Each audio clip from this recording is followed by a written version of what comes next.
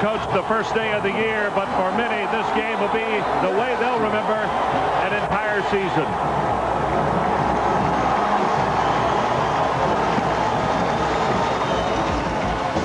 It's a nice reward for our team and our program. It can be a big step for us. Where their program is, and Notre Dame's and the Miami's and teams like that, that's where our program wants to be at. And this is a chance for us to take a step that much closer to getting to be a program such as that one day. It's a good opportunity for us to show, the country that, we're a lot better than 7-4. I think we kind of lost respect from a lot of people around the country, and this gives us a chance to go out there and prove that we are still one of the best teams. It's not going to salvage the season. It's not going to save face. It's just going to open up new doors for 1994. Sprinkles on those limbs there. It has been gorgeous weather all week long, and here we are at game time, and the weather conditions are not that good. Let's go down to the field and check in with Jerry Punch on the field conditions. Jerry, how is it? Well, Ron, the forecast was for 70 degrees in sun, but we have 59 degrees in rain. And let me show you, the field looks good. It is ryegrass, but the big concern for NC State in their option game is when ryegrass, which has a lot of texture to it, gets wet, it gets very, very slippery. Back upstairs. Okay, Jerry, we did notice in the warm-ups that both teams were having some problems negotiating the field, and we have to wonder if they might not be checking in, Mike Gottfried, with their trainers or the equipment people to change maybe even length of cleat to see if they get a little better response out of it. Mike O'Kane, the first year for this fella at North Carolina State, an outstanding young man, 7-4 this year, and of course he would love nothing more than to give this program a statement beginning 1994. But Mike, he's got a supreme effort in front if he's going to do it. He's hitting a team, Michigan, that finished the season against Ohio State on a very high level. And there are a lot of people, when you look at Michigan, say they are the best team in the Big Ten. They didn't make it to the Rose Bowl. Very talented football team and had some injuries during the year, but they're healthy now, Ron. So that's the thing as you look at Gary Moeller, coach. His fourth year in Michigan, 35-9-3. This season, 7-4. And I don't think you'll get any argument out of anybody across the country that Michigan has to be as good a 7-4 club as there is in college football right now. No doubt, Ron. Johnson and Charles in a dual safety. There you get a look at them as they will kick it off. North Carolina State will receive. They are retired in the red jerseys. Actually, Michigan is the home team, but they wear white as North Carolina State got option on jersey color. Remy Hamilton has it teed at the 35-yard line, and hopefully these rainy conditions will go away, but temperature not a problem. Number 22, Kevin Mateer. Brian Fitzgerald, number 38, to the other side. And the 1994 Hall of Fame Bowl in Tampa, Florida is set to go.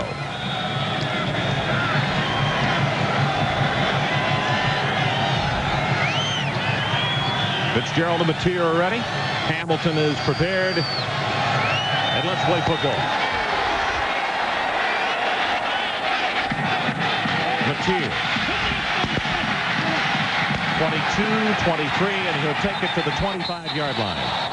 Let's take a look at the starting lineups for North Carolina State. Harvey and George. Gary Downs, the complete ball player at tailback, finally just about over a turf toe. He is a very good one. The wide receivers, Eddie Goins, the coaches just say we'd like to get him the football 20 times if we could. He is the game breaker. And up front of the offensive line, Eric Taylor is healthy once again. Kym Ward, Henny Ford, and Woods, the remainder of the offensive front. But at that left tackle, Taylor is the best of the offensive linemen. Downs goes in motion on first down as they roll the pocket. Throws back against the grain and incomplete. He wanted his tight end, Schultz, and it was Jason Horn who was applying pressure.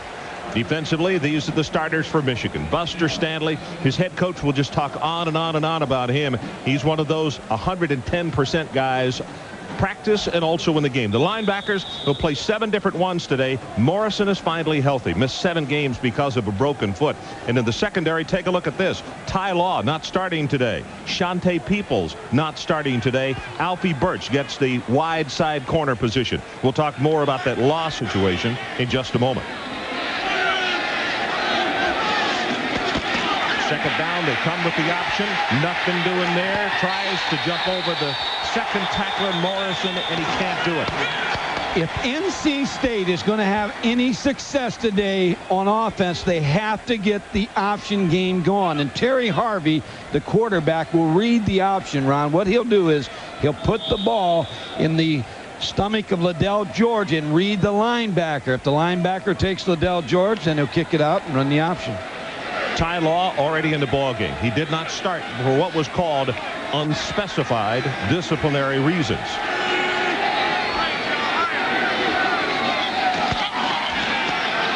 Pressure from the backside, toss over the middle, incomplete.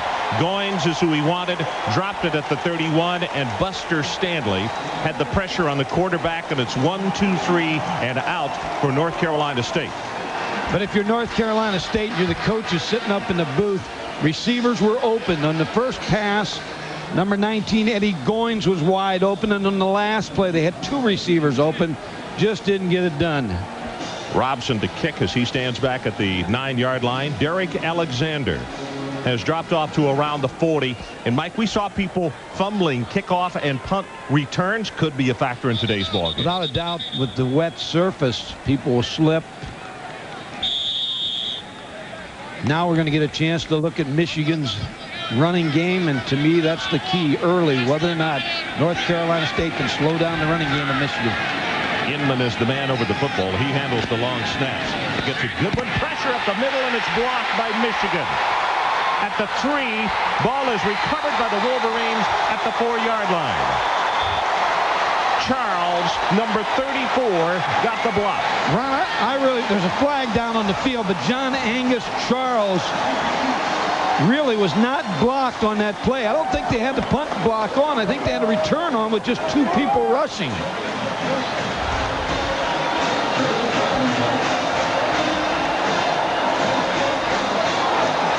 Holding against Michigan. You talk about a huge play. North Carolina State is going to get a first down. Michigan would have had the ball with a first and goal. A lot of times when you have a return on, you try to hold up the team from running down, and you see right there that they have some Michigan players trying to hold North Carolina State so they can't get down on the punt. Mike, here's the question I have after watching the replay, and not to be too quick. I think the holding happened after the punt was blocked or when the flag was thrown. If that's the case, then Michigan will get the ball. We're going back to the line of scrimmage here. I don't think there was a change of possession. I think North Carolina State's going to keep the football on offense. No, they're jumping around. Dick Burleson is the man who has the task of making the call. On the receiving team, before the ball was in the air, it's 10 yards from the previous spot and will be a first down. Before the ball was in the air, so North Carolina State gets a big break. Coach O'Kane stepping a little livelier. He knows that he just dodged a very large one, and you can see that Mo on the near sideline is anything but pleased. Huge turnaround. Michigan does not have the football. North Carolina State will scrimmage 1st and 10 at their own 35.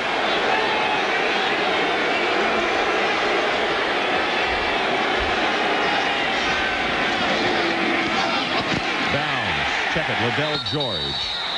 And he will go for a couple to the 37. Matt Dyson is on the stop for Michigan. Deion Johnson, number 28. As I said before, a lot of times you'll try to hold up people. And number 28, Deion Johnson, is, I believe the call is against him, Ron. When you hold people and try to get them from not going down to cover the kick. I think that's the reason Michigan was contending it had to have come after the ball was hit. That's Rod Brown on the carry, and very short yardage as North Carolina State continues to try to move the football on the ground and get something going there. Morrison and Irons on the stop.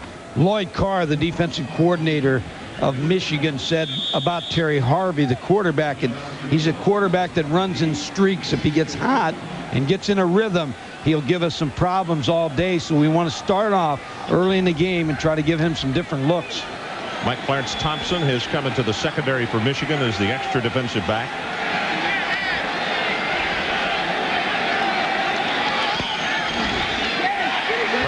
front four. Pass delivered complete, and that'll be enough for the first down as Gary Downs out of the backfield.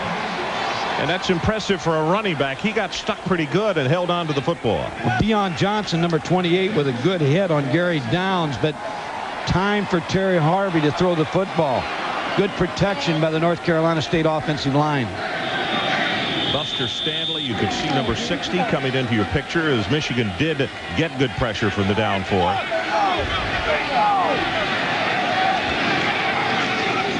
Option play. Pitch.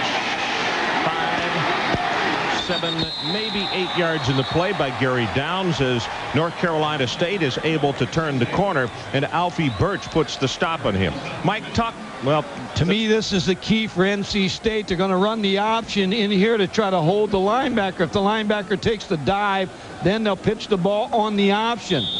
Terry Harvey out of center to get a good block on the linebacker. Gary Downs is running downhill when he catches that football in the option for good gain.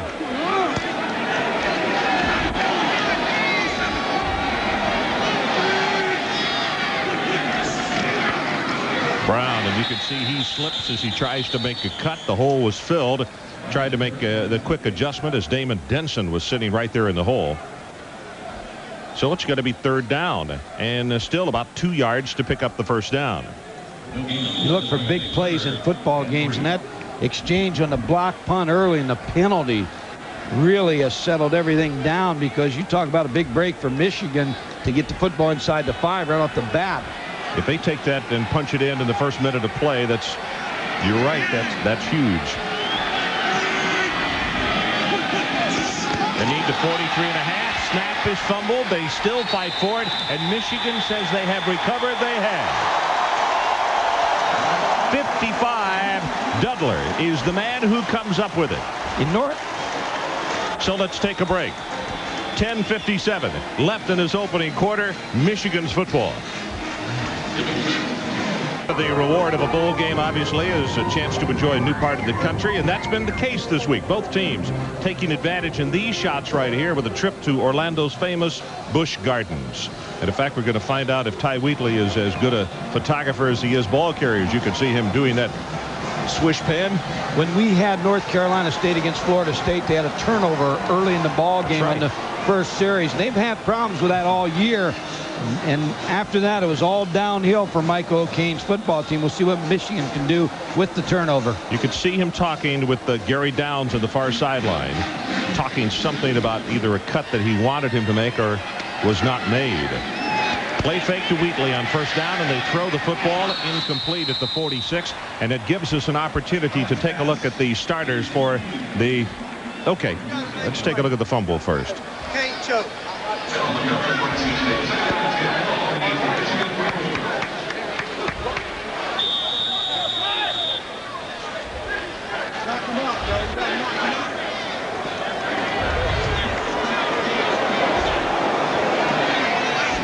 Second down and 10 from the 44-yard line.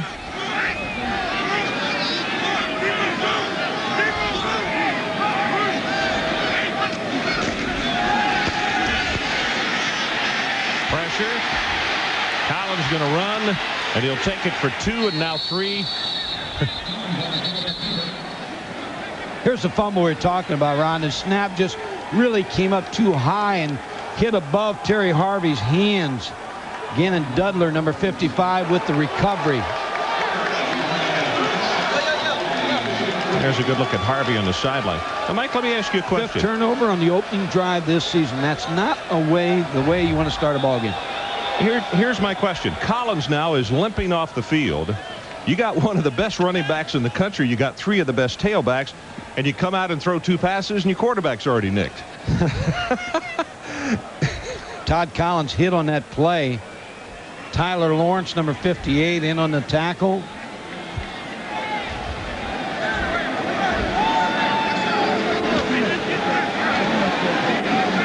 When it's all said and done, when the smoke clears today, it's going to be whether Michigan can run the football. Yeah, I agree with you. That's I wasn't surprised that they play action to Wheatley on the first down, but they came out trying to throw on the second. And as you can see, the junior Todd Collins is in quite a bit of pain as Jason Carr will come into the ball game.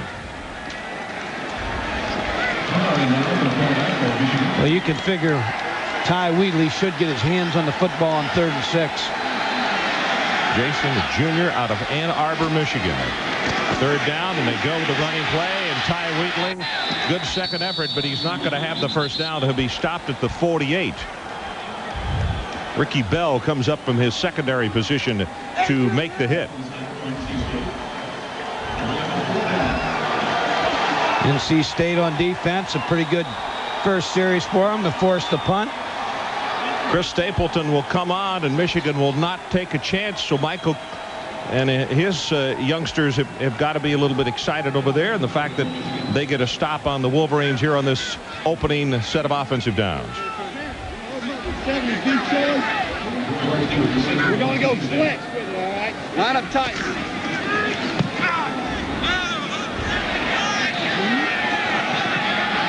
And into the end zone. 48 yards in the kick, and there's a timeout on the field. 9:20 left in this opening quarter. Still no score. Each team with an offensive possession and no score with 9 minutes and 20 seconds left in this opening quarter. And let's go down to Jerry Punch and check in with the injury. Jerry? Ron, good news for the Wolverine faithful. Todd Collins, their senior quarterback, has been examined by the orthopedist Gerald O'Connor. Apparently, he got hit by a helmet on the outside of the right knee. He is up, walking around, trying to limber up. Now begins to throw a football. Expect to see him back in next series. Todd Collins is healthy, but the doc doesn't sound too good. Todd Collins, of course, does have another year of eligibility left. The doc sounds a little squeamish down there. Under the weather. Under the weather here in Tampa. Pass in the flat, overthrown. What did Gary Downs as they continue to try to work on the Michigan linebackers?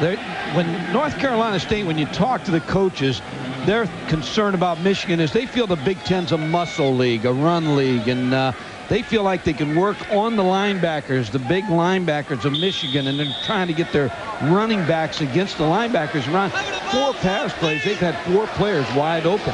They just have not caught the football. Just a little off the mark. You're right. Downs and Brown of the setbacks. Downs in the draw. Good tough run up to the 24. Jarrett Irons is the man who makes the tackle. Steve Morrison, a linebacker, has been hurt a lot this year. Ron played the Notre Dame game, was injured. Wisconsin game, he was injured. He's now healthy. And people who follow Michigan football say when number 36 is healthy, it's a big lift because he calls all the defensive signals, and the other players can make the plays that they need to. They don't have to worry about where to line up. Steve Morrison will get them lined up. Morrison broke a foot jogging to miss a total of 7 games. 3rd down. The line they need is the 30, and the pass is caught by Downs, and it'll be a North Carolina State first down.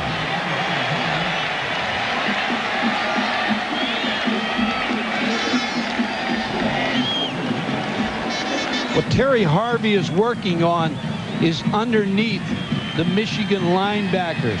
The linebackers will drop deep, and he'll bring the back out of the backfield.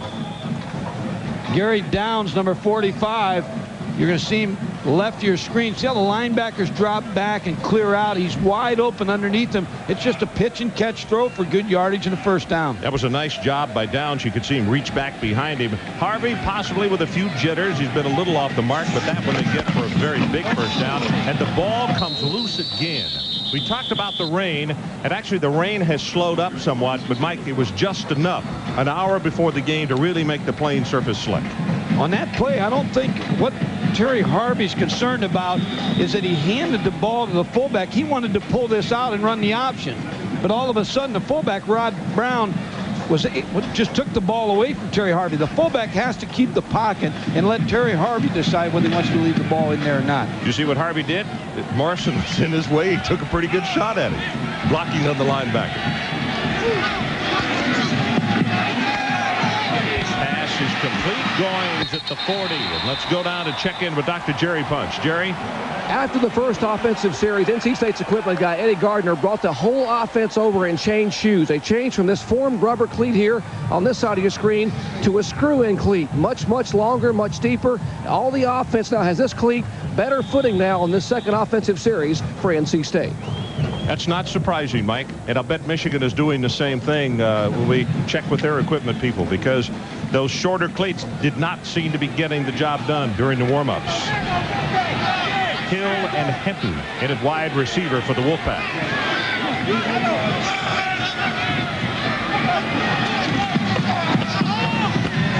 Downs for a couple. He'll take it to the 44-yard line. Tony Henderson steps up to make the hit on him. Time of possession in the early going on this one obviously going to be in the hands of NC State, because Michigan threw 2 passes that did not work, which stopped the clock for them. So 1:37 total time of possession. If you just now joined us, 3 downs and NC State had to punt. The punt was blocked by Michigan and recovered at the 4-yard line, but Michigan was guilty of holding on the play, and the Wolfpack got a reprieve. And that's how we stand right now with no score. 6:20 to play opening quarter. Gonna go long. Goins knocked away. A nice defensive play by Alfie Birch. Wow, he was right there. Excellent play by Alfie Birch, number 7. Just with his left hand was able to deflect the ball away from Eddie Goins. And that's the matchup. When you look at the matchup today, is the wide receiver strength of Eddie Goins against the secondary of Michigan. Terry Harvey with a throw. Watch number 7 just reach around, not make any contact on Eddie Goins, and just deflect the football. That is a great athletic move. And any slip on the surface on that one, Mike, and it's 6 points with Goins going away. I would think the option right here, the run option with Terry Harvey. 3rd down and 8. Flags come down.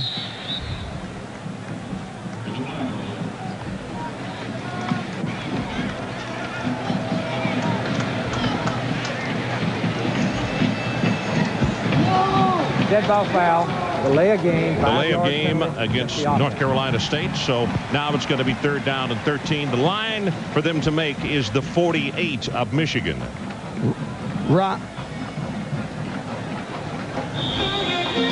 Well, it's tomorrow night. The Jets in Houston. Ernest Gibbons in the division-winning orders put their 10-game win streak up against the New York Jets, who are fighting all of the odds for an AFC position. Tomorrow night, 8 o'clock, right here on ESPN.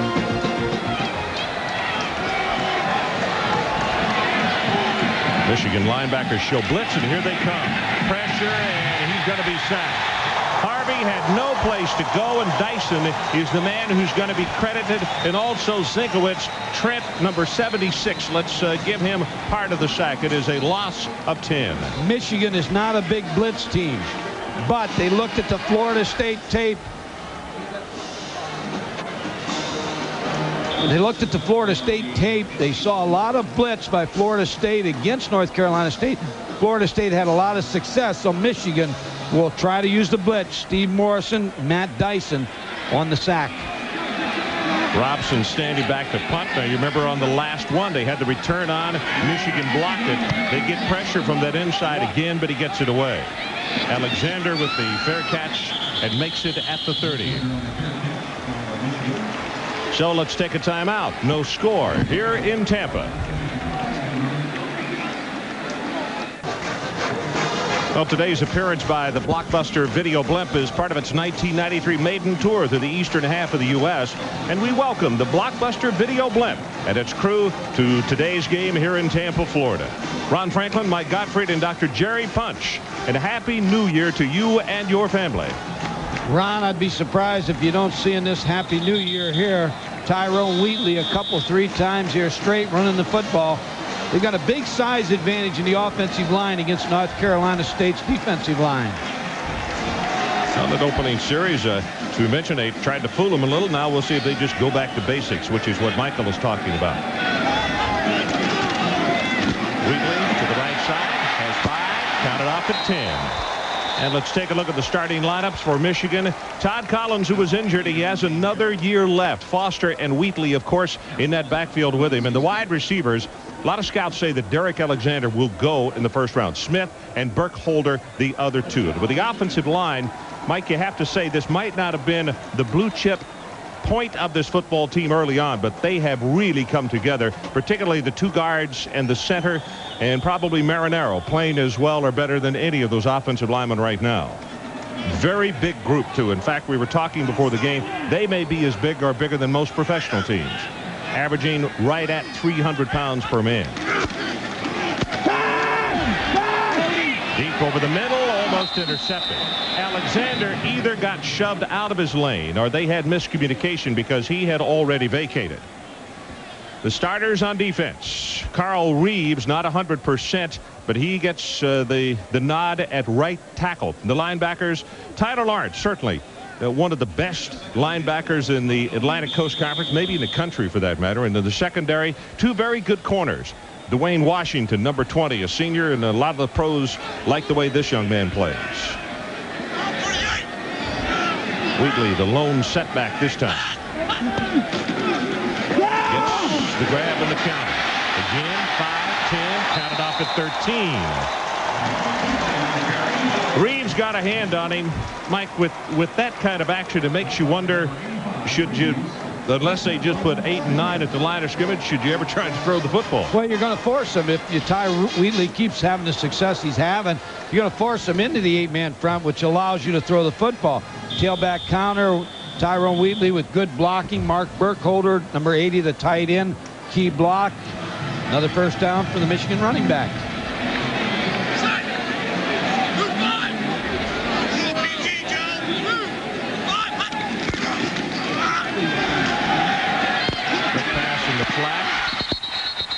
Caught and out of bounds at the 43. Mercury Hayes is the man that they got on the near sideline.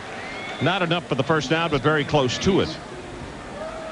It's an interesting thing about Michigan tailbacks. John Vaughn was the starting tailback here. He's now in the pros, and all of a sudden a freshman tailback named Ricky Powers unseated him, and then Ty Wheatley came to school and was the starting tailback and knocked Ricky Powers out of the starting lineup. Well, they've got some good ones. They can go as many as 4 deep, but none any better than the fellow who wears number 6 here. Pumps it, going to go on top. Has Alexander open at the 2, and he just overthrows him. Dwayne Washington got turned around on that one. Second and short. I think was an audible at the line of scrimmage. Todd Collins saw the man coverage on the outside to the wide side of the field with Derek Alexander, his fine receiver, against Dwayne Washington. Had him open, just overthrew the football. Talked with Dwayne on the practice field day before yesterday, and I know that some scouts have told us that he may be top 2 or 3 as far as cornerbacks in this country, and he's very excited about the opportunity. He'll get a good look today as far as going up against some stout competition. Third and short. Wheatley tries to bounce it to the outside. This is a good defensive job by NC State. Ricky Bell is the man who puts the stopper on it. That's what happens when you make a play call on second down and short. You have to pick it up on third down. But Ricky Bell, number 42, makes this play. But what really makes the play is North Carolina State made Tyrone Wheatley run to the sideline.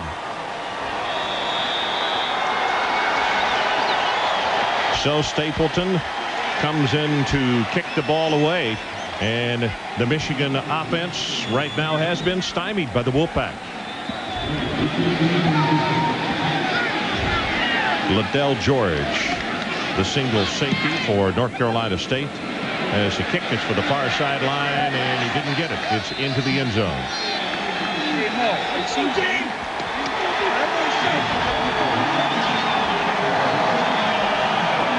Well, Mike, Michigan in the preseason, a pick of number 3 in the country. When you lose your entire offensive line, or almost all of it, and you have to start with a new quarterback, I think that was a little bit more than lofty, don't you? Well, Michigan's always going to be in the top 10 when you look at the talent that they have, but they did lose Steve Everett to the Browns, Joe Cucuzzo to San Diego Chargers, Tony McGee to Cincinnati, Doug Skeen to New England, Elvis Grbac to San Francisco. They lost a lot of good players here, but you always have good players in Michigan. It's a Downs pass, overthrown as Goins is the man that he wanted.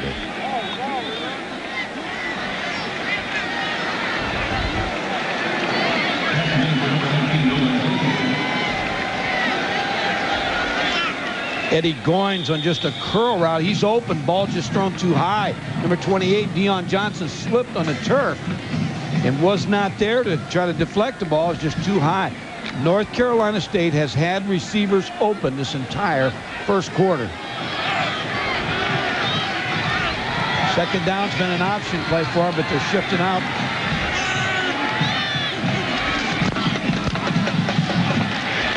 Downs in the carry. Wow, that's a pretty good stick from the secondary there. Morrison grabbed him first, and then you could see his head go back as some help from the secondary coming up defensively for Michigan, and it's going to be a second down and long for the Wolfpack. Ty Law is the man who came in and put that next stick on him. Rod Brown, the fullback, number 35, shifting up to a tight end spot just to try to balance the defense, to get a helmet on a helmet, but there's nothing there for Gary Downs. You're right, Steve Morrison with a big tackle.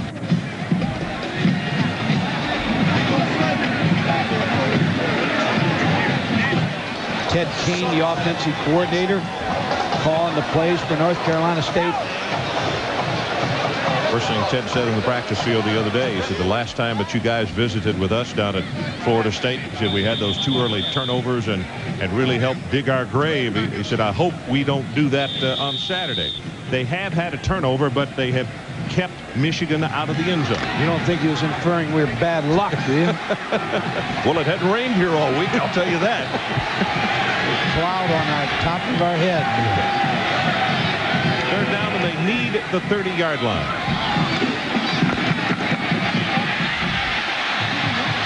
Harvey still looking. He's going to have to do something. Gets away, has the first down, and boy, does he take a hit at the 35. Dyson and Morrison diced him. I mean, they really gave him a shot, and the youngsters right back up after a gain of 13. Harvey showing that he is a very tough kid. Defensive coordinator Lloyd Carr is not going to like this. When you lose contain in a 4-man rush, and that's what's happened, now Terry Harvey has a lot of time to make a decision. He finally makes the right decision to run for the first down. Boy, he took a pop there and got right back up. You know, he's a pitcher, Mike. He is accustomed. He let those linemen get right on him before he pulled up just now. Rolls the pocket this time and delivers it incomplete, and he's got the man open. Goins gets up and hollers encouragement to him, but that one you just got to let go. He had him open. They're going to look at this first half, or first quarter of the ball game. North Carolina State's going to see how many missed opportunities they've had dropping the football. What happens here is Steve Morrison falls down, the linebacker. You see him, number 36, he fell down. He really had coverage on Eddie Goins, but Eddie Goins just dropped the football. Harvey now 3 of 9, 22 yards. Harvey, of course, a baseball pitcher, tossed a no-hitter against Florida State last year. Option play to the open side. Got some room. Down. Good heavens, what a hit. That's Winters who comes up and puts the stop on him. And let's check in with Jerry Punch. Ron, you mentioned what a baseball pitcher Terry Harvey was. Out of high school, he was drafted by the Yankees and turned down 6 figures, a $100,000 plus salary. Last year, after he led NC State to their best record ever to 49 wins for Ray Tanner's baseball team, he turned down a reported 7 figures, almost $1 million from the New York Yankees, not to play baseball, but to stay here, get his education, and be a quarterback for the Wolfpack football team. Thought it was interesting, Mike. He said that in that no-hitter against Florida State last, he said it was early and there was no fancy stuff. I was just throwing heat in those last 2 innings to get it. But anytime you no-hit a baseball team as good as Florida State is every year, that's saying something. Big opener. Ball is on the ground. North Carolina State has recovered it. Brown fumbled it and got back on his own fumble at the 48. 1st and 10, Wolfpack. You talk about his baseball career, Ron. He led the United States team against a victory over Cuba. And the only other pitcher to do that was Jim Abbott of the Yankees. So you're talking about a pretty good athlete here in Terry Harvey. Great competition between two good friends, Harvey and Bender, who is the backup.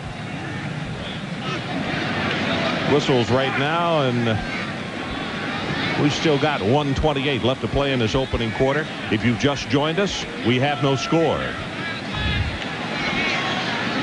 If you're a North Carolina State fan, Officials timeout. We have a problem with the clock. well, we have an officials timeout for some kind of technical problem. Dick Burleson coming to the near side. At breakfast today, Michael Cain stood up in front of the North Carolina State football team and read 6 articles from newspapers around the country, the Boston Globe, the Michigan papers, the Atlanta paper, and then read all the stories about that his team didn't have a chance in this game and it would be a blowout. And he told his team as they left, it's time for us to gain some respect. Well, kids can only read so much, Mike, and they get fed up, and obviously NC State has ability or they wouldn't be 7-4 this year. The thing that they're doing right now is they're keeping the football away from Michigan. Pass here in the flat is incomplete. Couldn't hold on, thrown just a little bit out of bounds.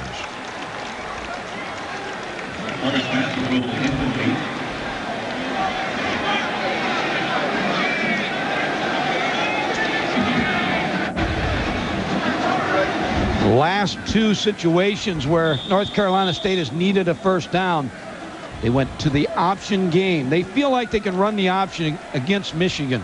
They had success against Iowa a year ago and Purdue out of the Big Ten this season with the option game.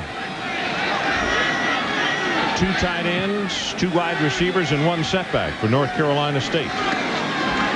Play action, pressure from behind, and Dudler is there to swamp him at the 43-yard line.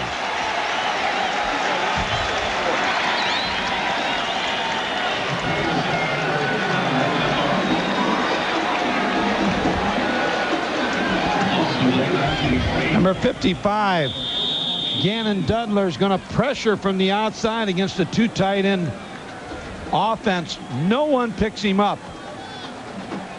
And he's able to make the sack on Terry Harvey. Dudler, very valuable. He can play all 3 positions. Any of the down positions or the linebackers. Deep pass over the middle, has it complete at the 41-yard line, and Goins is going to be about 5 yards short of the first down. Winters put the stop on him. Gain of 14 yards, and with that, down to 3, down to 2, and 1, and that is the end of the first quarter of this 1994 Hall of Fame Bowl.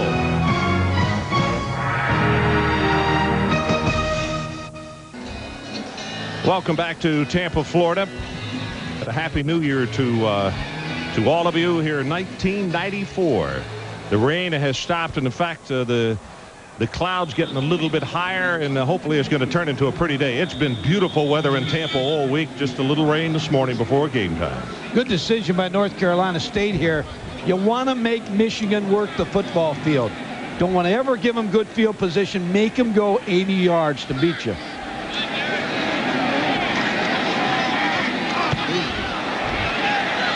Good kick. This one's going to reach the end zone, though. In fact, it's going to reach the back of the end zone. So it'll be 42 yards on the kick. And Michigan will take it over at the 20-yard line. Mike, let's talk about, I'm a little surprised at the play selection for Michigan so far in this ballgame. Well, 9 plays. They've had 5 runs and 4 passes. And rushing, Tyrone Wheatley has 4 rushes for 26 yards. What Gary Moeller's trying to do is get a mix. He's trying to get the running game going, but he's trying to throw the football so that he has both dimensions. But I would think sooner or later you settle in with Tyrone Wheatley and pound them like they did on the first 2 drives there, where Tyrone Wheatley was running in between the tackles.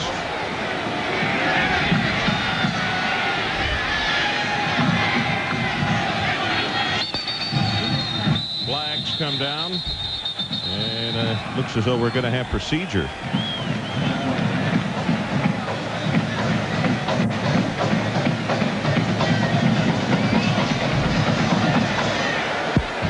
Delay of game, 5-yard penalty on the offense. Delay of game. First down. So with the entire team on the sideline and then taking the play back out onto the field, they did not get the play off in time. So 5 yards will be stepped off.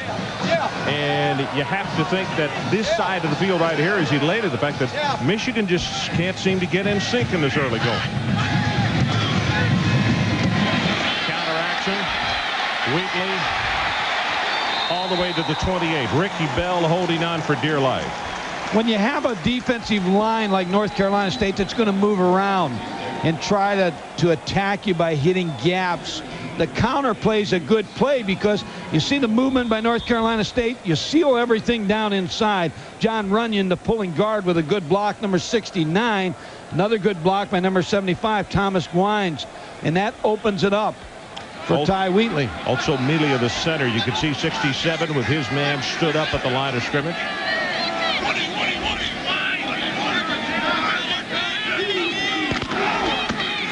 Wheatley bounces it to the outside. He's going to have the first down. William Strong is there to put the stop on him. You remember William Strong was our player of the game in that Florida State game, and he came up to you on the practice field this week and he was wanting to know where his plaque was, Godfrey. Well, he was not gotten it. Well, he was talking about, he said, was I the player of the game? And he said, did my school get $1,000? You told him yes. And I said, what are you worried about, a tax deduction as a college student or what? He said, no, I'm worried about my plaque.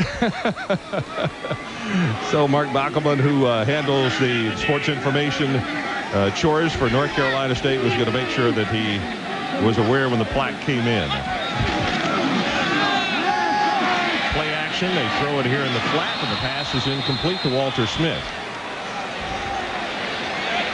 Big advantage in the offensive line for Michigan. We talked about it early in the game. When you look at Thomas Gwines and number 77, Trezell Jenkins, 6'5", 292 for the Michigan offensive line against 248 of North Carolina State. So the advantage, Ron, is with Michigan in the interior line. Well, a lot of quick, fast teams have taken that advantage away from bigger teams. Well, that's right. They have. That's Burkholder in motion. Now here comes flags flying.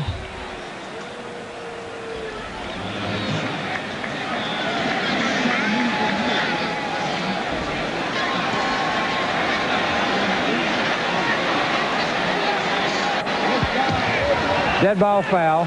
False start by the interior offensive line. Well, a false start now. Michigan picked up the first down a moment ago. That was after a delay of game.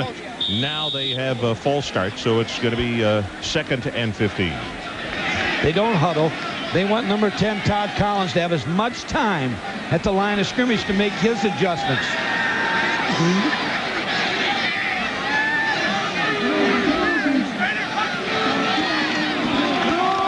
Play to Wheatley, and he will take it out to the 43-yard line as Gallen is there hanging on to him. Talked about what Michael Cain said to his football team at breakfast, talking to Larry Sorensen, who does the color for the WJR in Michigan, said that Gary Moeller was talking to his team about representing the Big Ten in bowl games. He said, we've been off to a rough start in the bowl season here for the Big Ten. It's time for us to uphold the conference.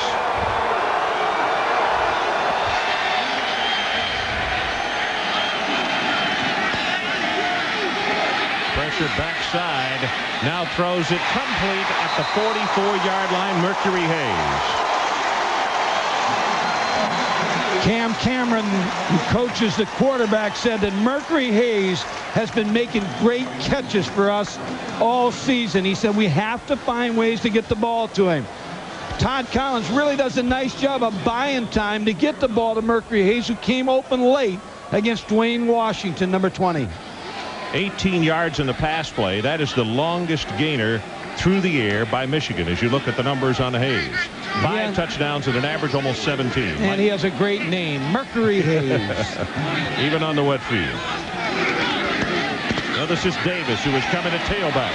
And they have some interchangeable parts. As you can see, he will pick up 6 yards. Not quite as tall. He's 5'9", 202, but very, very quick and slides well once he gets bumped. Now he's going to come out of the ball game, and Tyrone Wheatley will come right back in. 12:20 left in the opening half. The 1994 Hall of Fame Bowl from Tampa. No score. Michigan and North Carolina State. Ron Franklin, Mike Gottfried, and Dr. Jerry Punch with you today. Wheatley. Well, Buccaneers, he bounce it to the outside. Just glides down the sideline. Out of bounds at the 27-yard line. Kenny Harris came over to put the hit on him. When you're a fullback at the University of Michigan and you have such great tailbacks that they have, you have to block. Shea Foster, number 33, will be the lead blocker for Tyrone Wheatley, number 6. Number 33 with a good block on the linebacker, Greg Giacomo. Mercury. And a good block by Mercury Hayes on the outside. Yeah. And that's something that the Buddy Green, the defensive coordinator of North Carolina State, said. Michigan's receivers are impressive, not because they catch a football, they block so well. First down for the Wolverines. Deepest penetration for them today. Wheatley, nothing at right tackle. Tries to take it back to the middle, and there's nothing there. That's a good job defensively. Folks, remember this name, Ricky Powers. He was the starter here at Michigan. He's had a couple games this year where he fumbled the football. He's a captain, and the captain spot at the University of Michigan means a lot. But the coaches talked about his attitude. He's never been selfish. He's never give up. There's a player, I believe someday, Ron, you're going to see him in the NFL, Ricky Powers, number 12. He will overcome what's happened to him and be a better football player for what's happened here. I'll be anxious to see when he does come in this football game today, because I know that Wisconsin and Illinois both are ever present in his mind. As Wheatley turns the corner, and he's going to walk it in. Touchdown, Tyrone Wheatley, 26 yards.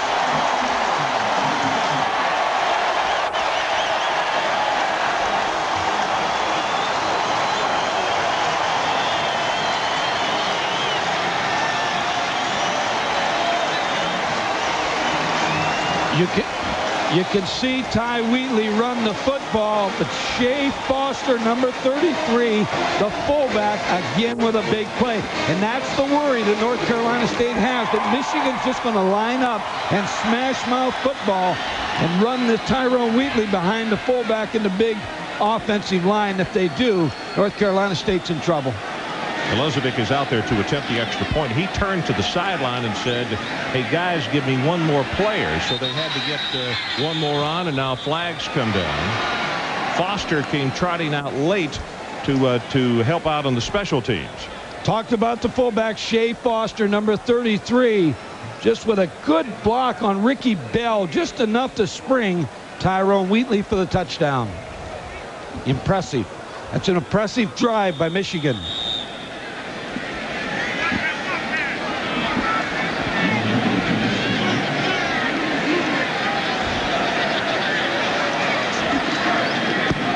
With the kick, and he's good. Now let's go to break and take one more look at the touchdown. 11-10 left until halftime. 21 yards. Tyrone Wheatley. We'll be right back. ESPN's exclusive presentation of the 1993 Hall of Fame Bowl is brought to you by the all-new Ford Mustang. It is what it was, and more. And by cold-filtered Miller Genuine Draft. Get out of the old. Get into the cold. North Carolina State bench, the defense has played well. As you look at Terry Harvey and the offense about to come back on the field, but on that drive, Tyrone Wheatley showed why so many people think he is one of the best to ever play the game. And now, Mike, he has 10 carries, 92 yards, and a touchdown as you look at the drive. 9 plays, 80 yards, 341 total time.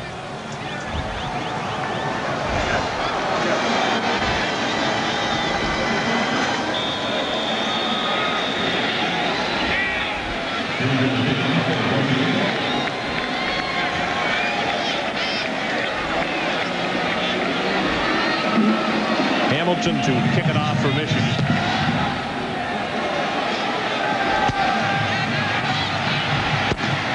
It's here, 25, and out to the 30-yard line.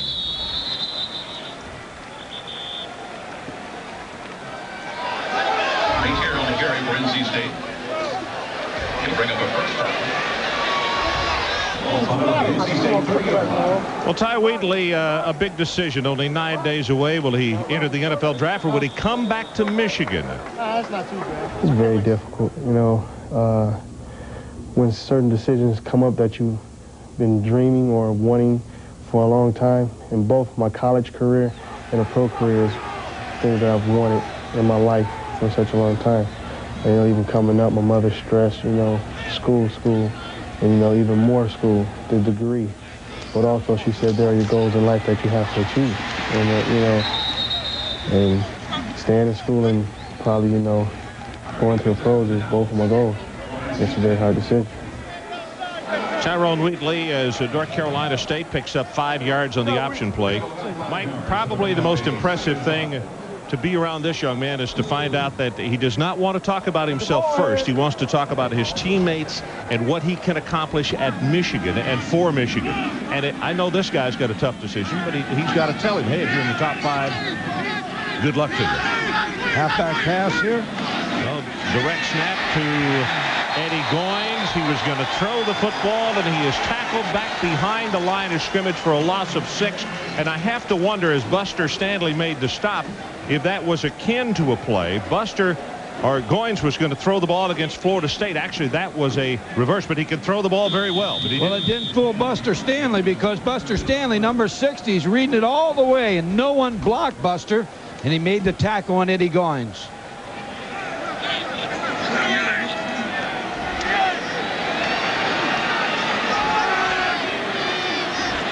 3rd and 11 for the Wolfpack, and they fake the run. Harvey almost falls down, delivers his pass, almost intercepted, and should have been by Johnson.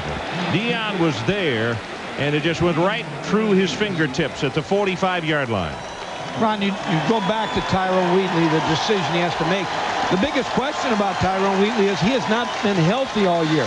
He hasn't played 4 quarters in only about 2 ball games, and he's taken some hits. And when you go into the pro level, you play more games. You play against bigger people all the time, and it's tough for a young guy when he comes out. But, of course, the decision is going to be made on money and against standing at Michigan at this particular time and where he's going to be drafted. Here's the punt. This is a good coverage kick. Is Alexander. No fair catch. He retreats to the 21. Turns it up. Got one man to beat. Alexander is off to the races. Touchdown, Michigan. 79 yards. Big block by number 83, Todd Richards.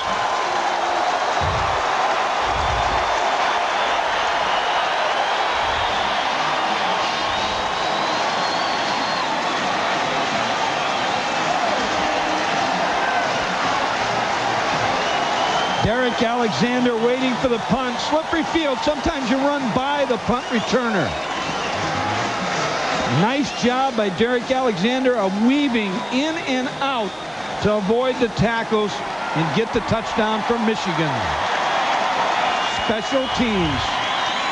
Well, Alexander has very good speed because there were some speedy people from North Carolina State after him, and he turned and left him as the extra point attempt is up and good. 39 yards in the kick, but 79 on the return. We'll be right back. Good look at Alexander on the sideline as he has just scored what is now in the record books the longest punt return in the history of the Hall of Fame Bowl. 79 yards. And also there is another record that is in the books for the University of Michigan. 4 career punt returns for touchdowns, and he said yesterday in an interview that we did with him that probably the most, he likes the home run ball, Mike, because, and asking him his biggest thrill of this year, and that was that 90-yard touchdown reception against the University of Illinois.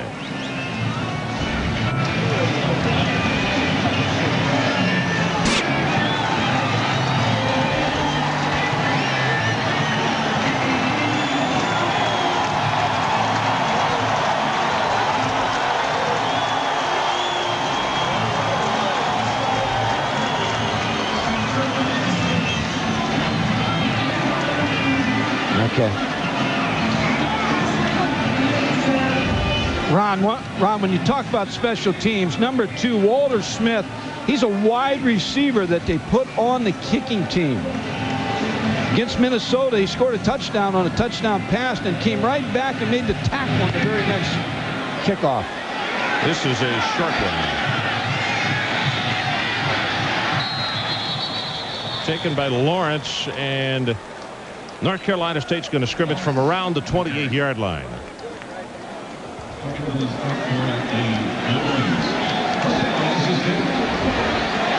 First down for North Carolina State has been a great down for them to run the option play. They've averaged over 5 yards on the option play on first down. See if they come right back to it. Well, 2 possessions, actually one with the punt return, and of course the other, the long touchdown run by Tyrone Wheatley. So 14 down, the Wolfpack offense as they come back out and they go option. And you're right, Mike. They have the first down, plus 5 and 10 more in downs. Bumped out of bounds very hard on the near sideline by Ty Law, but it's a gain of 23.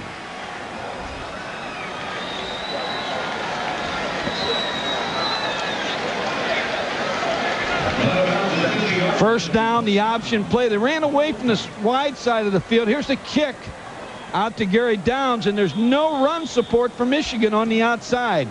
Big gain out to the 50-yard line. Number 36, Steve Morrison, slipped on that play. First down, been a big down for NC State with the option. Downs now 8 carries for 61 yards.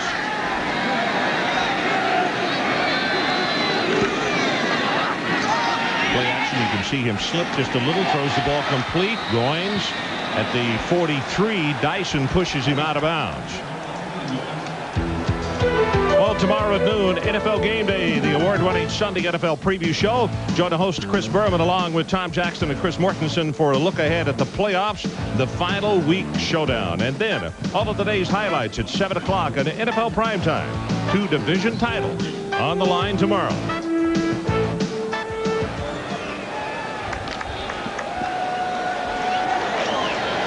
Downs with a very good day going. 8 carries and 61 yards.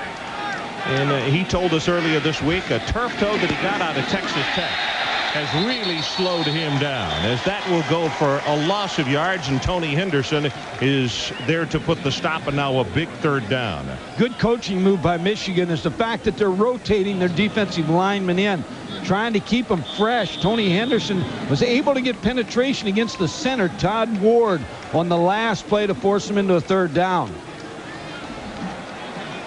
When you substitute your defensive line for that fourth quarter, when you need a pass rush and you need fresh bodies in there, and Michigan does as good a job with that as any team in the country. Actually, they were forced to, Mike, because of all the injuries. It turned into a godsend for them. Here's Downs, breaks the tackle, and look at the second effort. He'll have the first down. I'll tell you, this young fellow right here, he has been asked when he goes to the combine to come in at about 225 because he's looking at, or they're looking at him as a pass-catching fullback type. And he shows right there that he has extremely good agility. Not great speed, but very, very adequate speed. Well, Michigan really plays the option in great shape. They just slip. Matt Dyson, 91, is there to make the play, just slips. Gary Downs with a good run for the first down. Michigan has this defense very well. Look at, they've got 2 different people. Number 35, Chuck Winters, just didn't make the tackle to stop the first down. They may have to re-examine those cleats. Play action, quick pass to Goins, a little pick play, and the tackle will be made at the 33-yard line by Ty Law.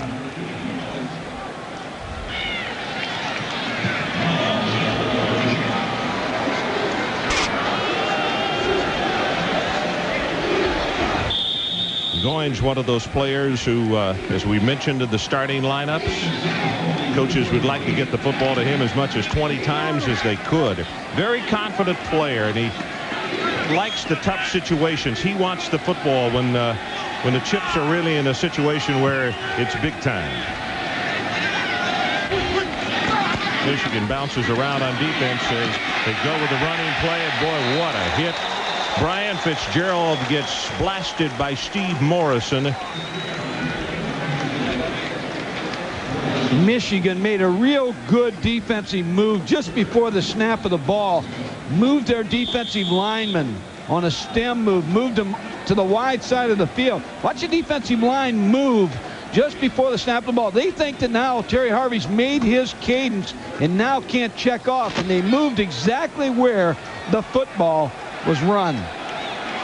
Good defensive call by Lloyd Carr, the defensive coordinator. Really was, Mike, because he brings up a third down, and look at the linebackers creeping up.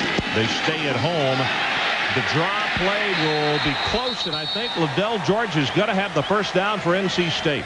Yet from where the side judge has marked it at the 27, Damon Denson stopped him, but let's see. It is a first down for the Wolfpack.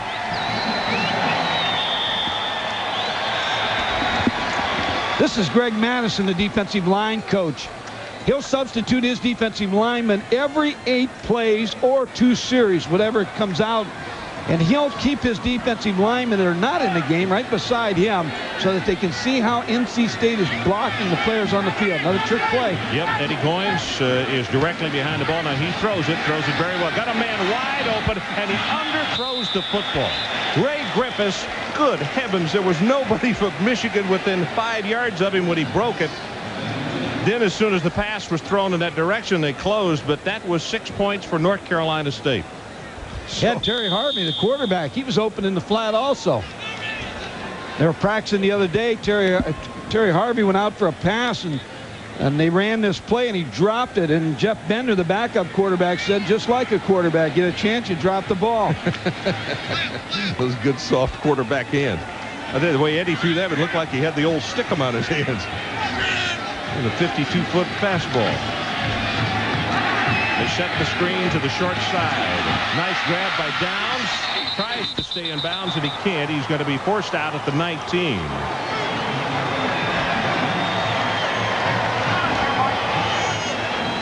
See Michael Kane. That was a good catch by Gary Downs just to keep that play alive. Mike, he's a good-looking kid. Good looking athlete. 6'1", 208-pound senior. Ball's thrown just like you want to throw the screen. Just great catch. Picks up some yardage after the catch. Deion Johnson, number 28. And let's go down to Jerry Punch. Jerry? Guys, Gary Downs came by me out of bounds, but in the air, and he reached over with his right foot and put his toe down and touched the 19-yard line, and the officials saw him touch, and that's the spot of the ball. Back upstairs. Well, it's big. It's third down, and they need just a couple. They go straight ahead, and they're not going to have it. Rod Brown. Now decision time for the Wolfpack, Mike, as it is going to be fourth down, and from where they're marketed, about a yard. Horn is the man who's stopping. The decision's been made. They're going for the first down. I think it's the right decision, because if you're going to get into a scoring affair with Michigan, you're going to have to score touchdowns, not field goals. Fourth down, about a yard and a half. They need it just inside the 17. Michigan leads it 14-0 as we're about to go under 5 till halftime. I would think the option play. They've had success with it. Here it comes. They fumble the ball. It is loose. Michigan recovers at the 15, and that is Anderson, number 20 on the football. The problem that Terry Harvey's having is the fullback is grabbing a hold of the ball. So let's take a break. 5:02 remaining until intermission. Back with more from Tampa after this.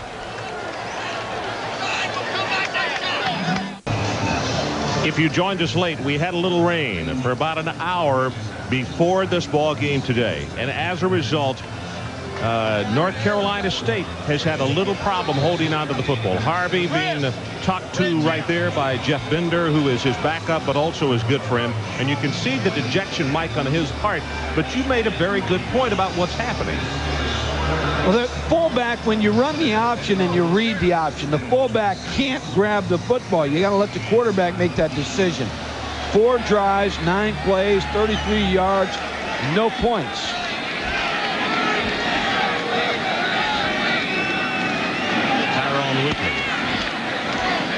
And continuing to fight his way out for a gain of almost 6 out around the 21-yard line. Gallen is down in the bottom of the stack. Also 21 William Strong came over to help. Jerry Punch, what do you have for us? Gentlemen, he was known as Tyrone Noble, just another reserve defensive back for Michigan, and a 6-week summer camp for kids, and someone realized he was Tyrone Wheatley. He used the masquerade because he wanted all the attention on the kids and not on himself. Just an idea of what kind of humble individual he is. And he gets another handoff for a gain of a couple. Ron, this young man is so unassuming and so humble. He went to a summer camp for underprivileged kids and used an assumed name. He didn't want anyone to know he was the MVP from last year's Rose Bowl or a possible Heisman candidate. He wanted everyone to be focused on the future of those youngsters. Wonder if he picked up the MVP at that camp, the kids' camp. Jerry, you don't know if a Noble picked up the MVP in that camp, do you? I think he probably had a good shot at it, you know. And that's a concern, by the way. He was concerned. He preached staying in school to all those kids, and he wanted the kids to know if he leaves to go pro, he will definitely come back and complete his education. He's the lone setback. Pressure from the backside. Collins gets it away, though, and did he catch it? Yes, at the 30-yard line. That will be enough for the Michigan first down. It's Walter Smith. When you're Tyler Lawrence really blitzed. when you're a running back, Ty Wheatley's going to find out you got to block in the pass protection scheme. Tyler Lawrence, number 58, just ran over him. Tyler is a very good one. 6'3", 243 pounds. And Buddy Green, the defensive coordinator, said he has to have a big game for us today on defense to have any chance against Michigan. You know one thing, that every time they snap it, you're not going to get half an effort out of Tyler Lawrence. Straight ahead with Wheatley, and he'll have a gain of 1. That's about it. We're about to go under 3 minutes left until halftime. 14-0. Michigan leads on a Wheatley run of 26 yards, and then a punt return by Alexander of 79 yards, longest in Hall of Fame Bowl history.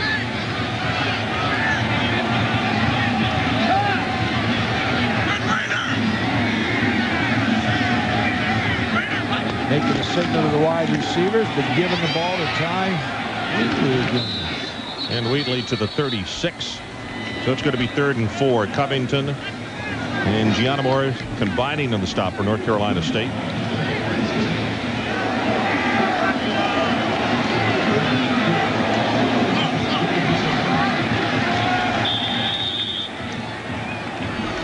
Mark Burkholder, number 80, the tight end, has been a possession type receiver for Michigan in 3rd, 4, and 5 yards. And they fake it to Wheatley, and a pass in the middle, complete, this time to Damon Jones, the other tight end, Mike, and he will take it for the big gainer down to the 47-yard line. Damon Jones, the backup tight end, came from the backside and was wide open, and the reason he's open is because anytime you fake the ball to number 6, you're going to get everybody's attention.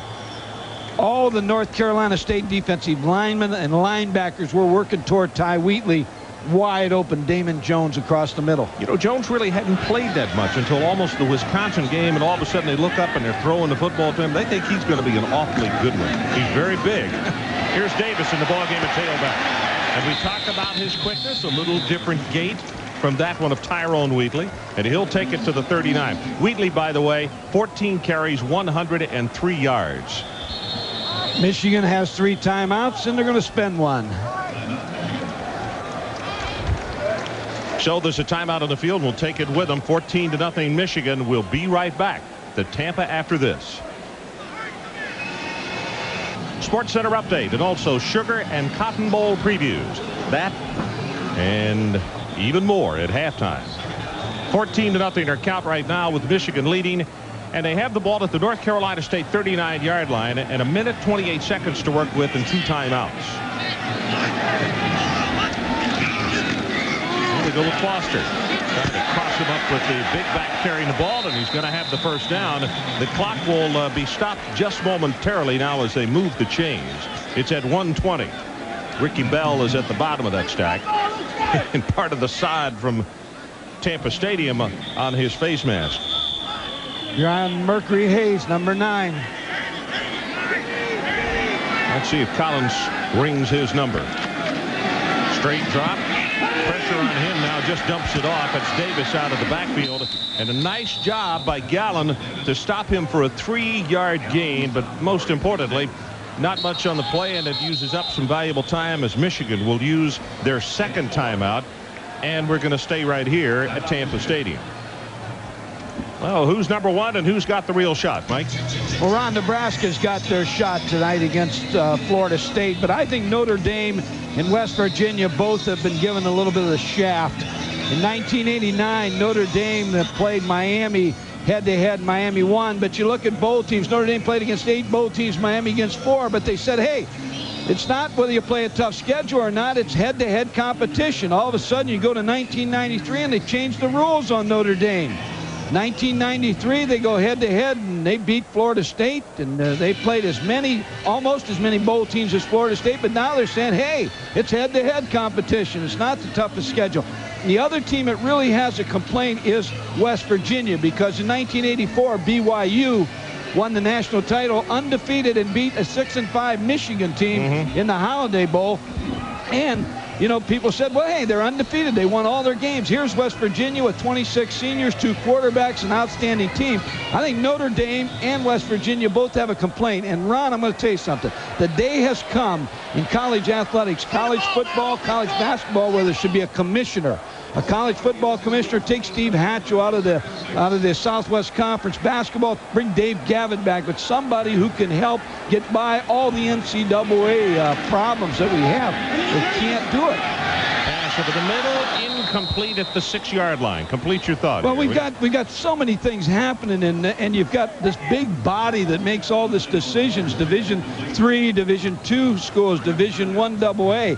You need somebody at the head of this thing to represent college football, and preferably somebody who's coached. In the same way in basketball, you need somebody to be a point guard for college athletics when people who are making decisions aren't making decisions based on the best for the student athlete. Oh, I couldn't agree more on that. When the administrators are meeting, if it's a decision on basketball, basketball needs to be represented there, and the same with football.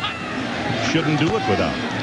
Pressure in the middle. They set screen to the short side. That's Davis at the 20, at the 15. Now a flag has been thrown back upfield at the 25-yard line, and he steps out of bounds with 43 seconds left on the clock. I think this is a good call by the umpire because it's on John Runyon, number 69. He got his hands way out and pushed a North Carolina State defensive player.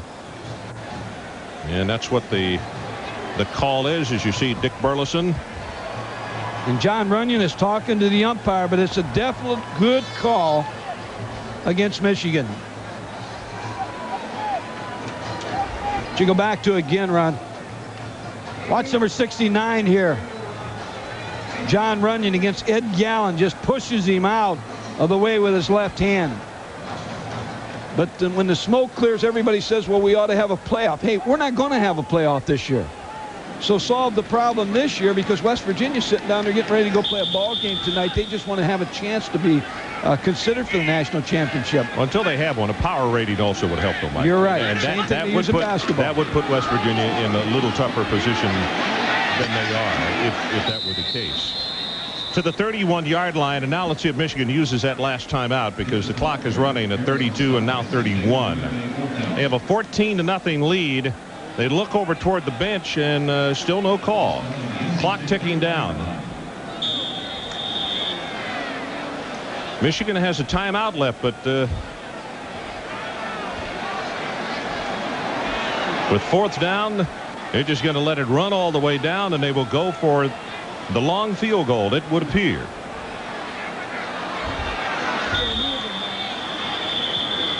Well, they called the timeout at 3 seconds. So let's take a break. We'll be right back to Tampa after we pause for this.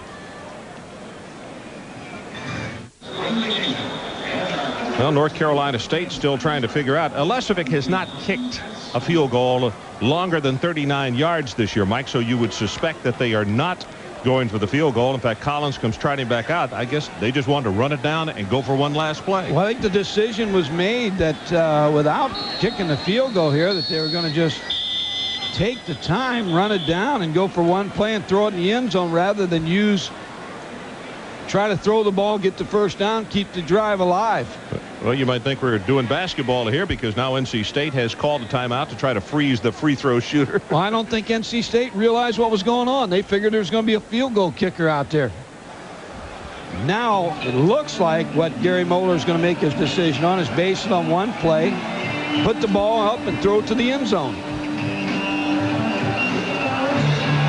And Gary Moeller on the sideline talking it over with his coaches. You know, you can tell this is an NFL stadium. Instead of letting the bands play, they play this recorded music in between. Oh, you like rock and roll too, I know. Me and Joe Vandiver. Mercury Hayes, number 9. You just send your receivers to the end zone here. Number 32, last play of the first half, unless we have a penalty. Just goes up on top for the end zone, and it is caught for the touchdown by Toomer. Unbelievable.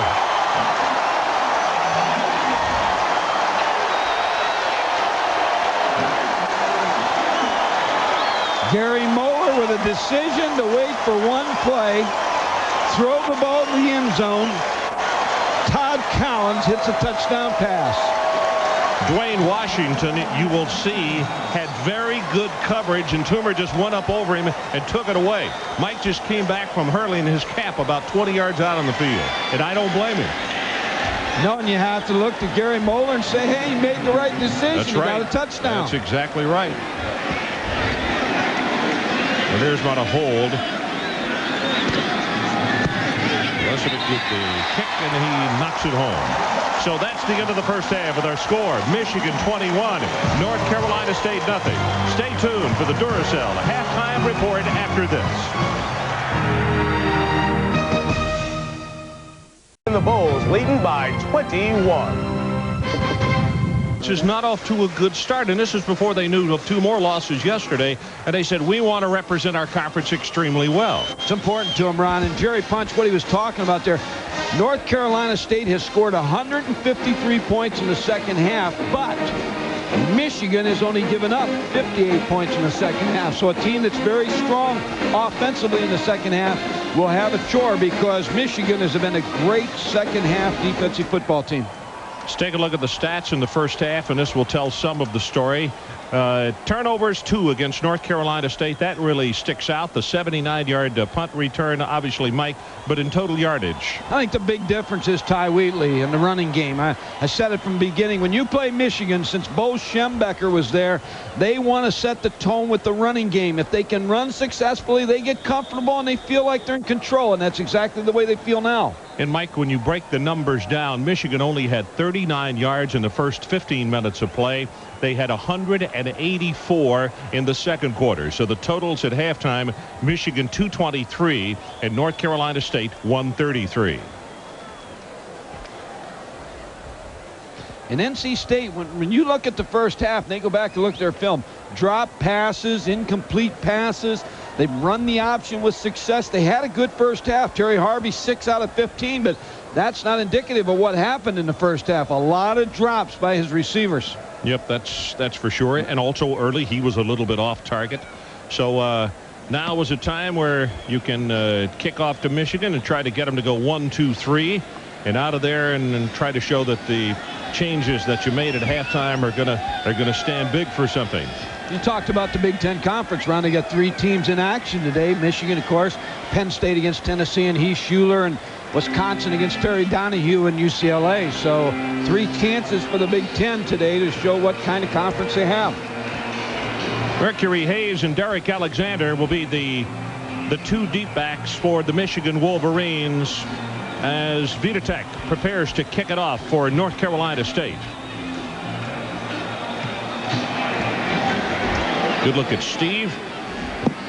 21-0. His ball club is down as we open this third quarter of play in Tampa.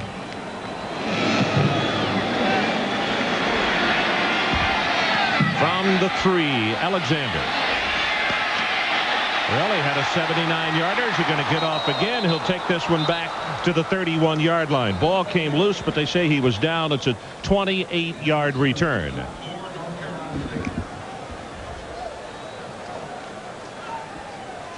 Ty Wheatley in the first half, you notice 7 rushes to the right side, inside, where they were inside the tackles, and then to the left side, inside the tackles, 4 for 17. So has had success inside, and the 1 touchdown run to the outside for 26 yards. Tyrone Wheatley said an interesting thing yesterday after we finished his interview. I'll tell you more about it after this play. And they go with him, and he'll take it for 3. Mike, I asked him, I said, if there's anything really missing, something you'd really like to do before you leave Michigan. And he said, you know, come to think about it, he said, the most I ever carried the football was 38 times in high school. We were talking about a good back getting lathered up, and they seem to get better, you know, with their ladder carries. And he said, I really would like to carry it 40 times one ball game. And we told his head coach that yesterday and kind of turned his head. I don't think there are 40 footballs for him to carry with the depth you've got, though. Do you? No, but I'm not sure today that he's not going to head toward a large number of carries here in the second half. Play action over the middle. Got him wide open. Walter Smith down to the 45-yard line. Ricky Bell. And that's what happens when you are taking such a close look at the running game of Michigan. 23 yards. What happens is the inside linebackers, you see Buddy Green, the defensive coordinator, who's going to be the head coach at Chattanooga. But watch the linebackers here as they get the fake to Ty Wheatley. They're all involved in trying to stop the running game. See how long it takes them to discover now that it's going to be a pass to Walter Smith, but that's a completion by Ty Wheatley because of his strength on the run. Pitch it back to Wheatley. He's going to be hit in the backfield. Tyler Lawrence. Well, what a fine football player, a senior. And his only comment this week, he said it's a privilege to play against a program like Michigan. We welcome the challenge. And this has been a program. NC State's been a solid program. Dick Sheridan, who resigned the head coaching position, had a very successful stay at NC State. They interviewed 3 coaches for the head job on the staff. Ted Keane, the offensive coordinator, Buddy Green, defensive coordinator, and gave the job to Mike O'Kane.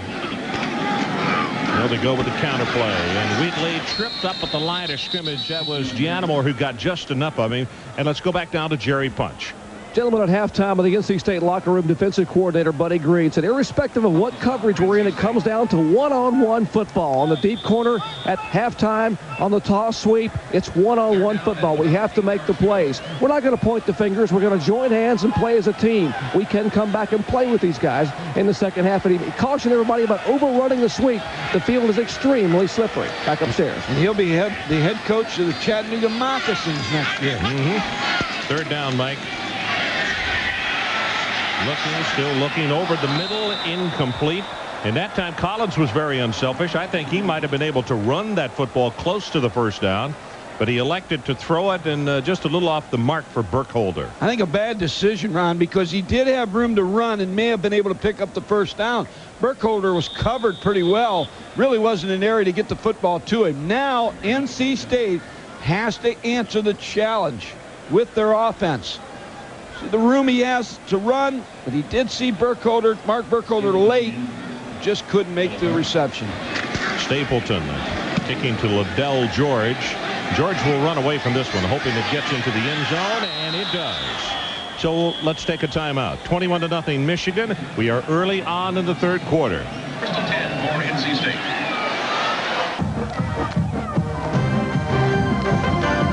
ESPN's exclusive presentation of the 1993 Hall of Fame Bowl is brought to you by Thrifty Car Rental, historically known for low rates, and by Duracell batteries. No other battery lasts longer. So this is a week not just for the players, but the bands, cheerleaders. Everyone took advantage of Florida's sand and surf. And one of the sculptures that was made down on the beach, sand sculpture.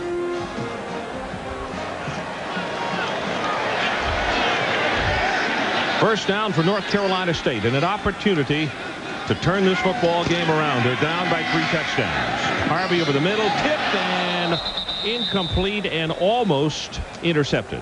We're going to look at Terry Harvey's passing chart, but I'm just going to put an M.O. on there because that's missed opportunities. They've had so many drop passes in this ball game. You scared me. Thought I was calling for Mo, huh? I didn't know. Pass offense, 243 a game, and today only 56 yards. Can't drop all the passes. It's not Terry Harvey's fault. Eddie Goins, 19, is his go-to receiver. Lots of time, deep over the middle. There it is. caught the ball and Hinton fell down, but it's enough for the first down at the 37-yard line, gain of 17. NC State has had some open receivers over the middle, in front of the linebackers, and behind the linebackers. Once they hold on to the ball, now I would expect them to come out this play right here and come back with a running option. You see Ted Kane, the offensive coordinator. If they stay in the eye, I would expect an option play here. Well, as you can see, undoubtedly he's not happy with either the play or the alignment on this play. As he turned away and they come option to the open side. The handoff given inside. Ball is loose, but they'll say it's dead at the 39. And Brown is the man who was carrying it, and he turned it loose last time. Recovered his own fumble, Mike. And let's go down to Dr. Jerry Punch. Gentlemen, at halftime in the Wolfpack locker room, Dick Portee talked to his running backs about not grabbing for the ball, as Mike Godfrey showed you in the first half, which led to a turnover. But primarily, Ted Kane talked about changing the option. We're going to use more motion in our wide receivers, try to run the option a little bit differently and try to confuse them, but we have got to score some points. Back upstairs. Counted the option this time, and the pitch back to Downs. Boy, he takes quite a hit at the 41. It's Jarrett Irons. And if that last name seems familiar, his daddy was a good one in the National Football League, Mike. Terry Harvey, Ron, will go to the line of scrimmage, and he sees the extra defensive player here, so he'll call the option opposite way. Here's the counter option, and you're right. Jarrett Irons, number 37, really plays the pitch back very well. Deion Johnson also on the help. You know, people always ask, why do they run into the short side of the field so much for the option? The reason is because there's an extra man to the field. That's right. And it's not quite so short as it used to be over there. Pass in the flat, intercepted, and Thompson is going to head for 6.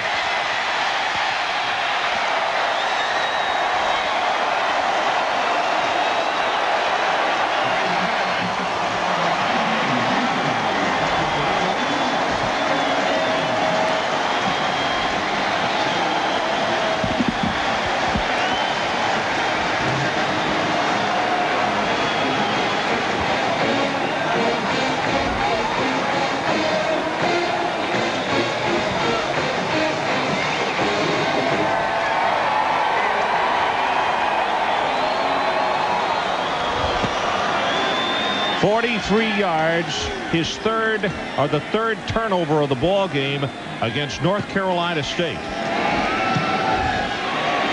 Lezovic knocks the extra point home, and let's take one more look at it. Thompson with the interception, 43 yards, 28-0.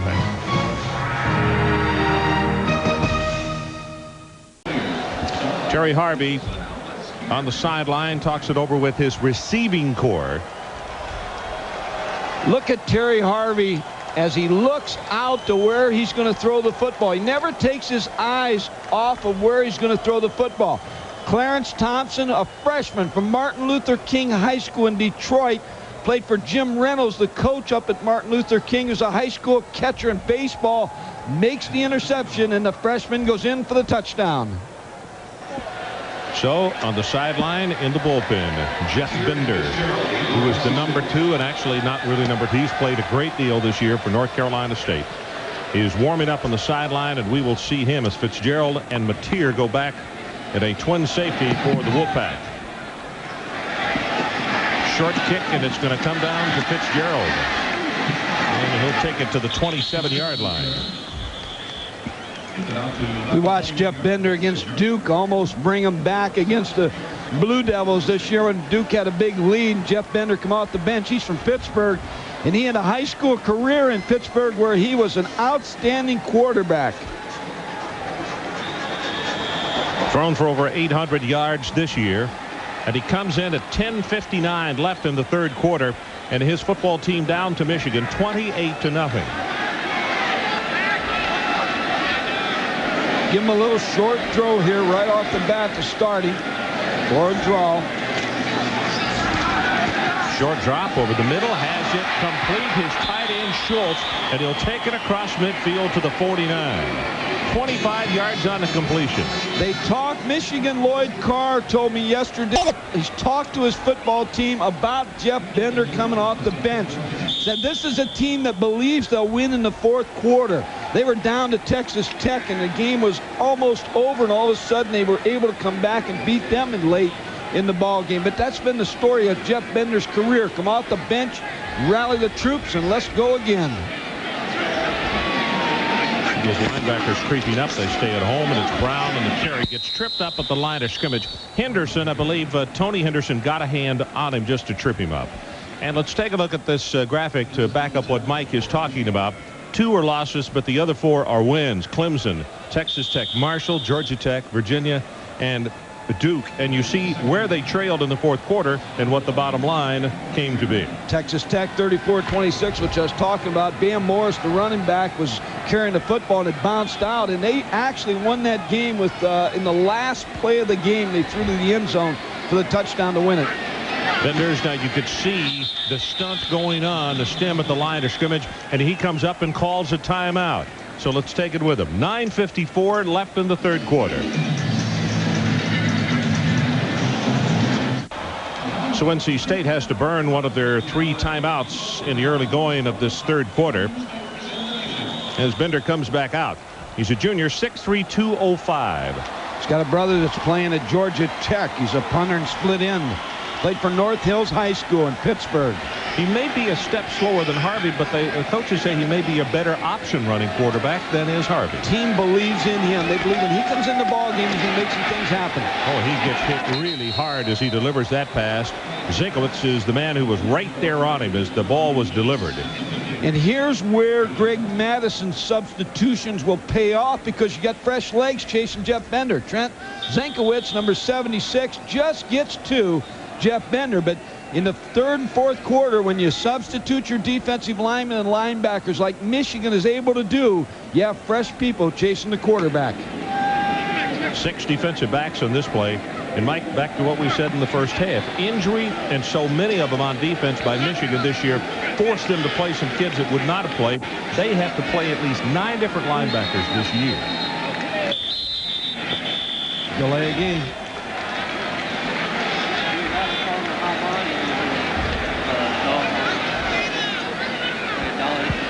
Dead ball foul, delay a game, offense. Ted Kane, the offensive coordinator. And you talk about this Michigan football team, when they beat Ohio State like they beat them in the last game, the big rivalry game, Ohio State and Michigan, so much confidence, but you just knew this Michigan team was like a time bomb ready to go off. This is not a 7-4 football team. Not by any means. No. And when you look at them, you say, wow. I mean, they're 7-4, but with a lot of talent and a lot of players, but they've been hurt. You see the linebackers creeping up, and here they come. Pressure. Bender slips a little. Din gets it away and has it to Goins. Inside the 30, and he gets hit. You could hear it up here by Clarence Thompson. Steve Morrison on a blitz, number 36. You see Clarence Thompson there, number 17, who made the interception. Excellent high school football in Detroit, Michigan. Let me tell you something. A lot of recruitable athletes. Eddie Goins with a good, solid catch. But watch the hit by number 17, Clarence Thompson. Well, they just believe. North Carolina State just believes when this guy comes on the field, something good is going to happen. And right now he's making it work. It's first down at the 27 of Michigan.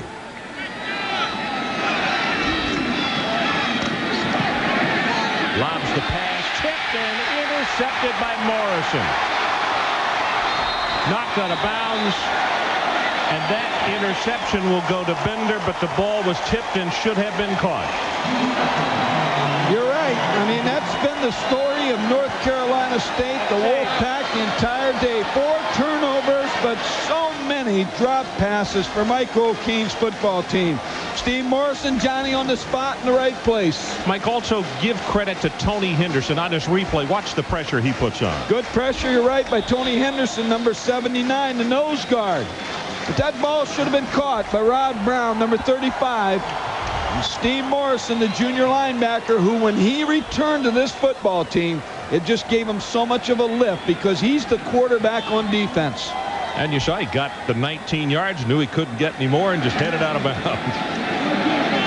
Collins drills it and has it complete at the 45. Walter Smith loses his footing, and that's going to be a gain of right at 15 yards. Looking at number 36, Steve Morrison. Cameras behind the bench. Just talk to the coaches and the people who follow Michigan. They just talked about this young man all yesterday about what a lift he gives to this football team.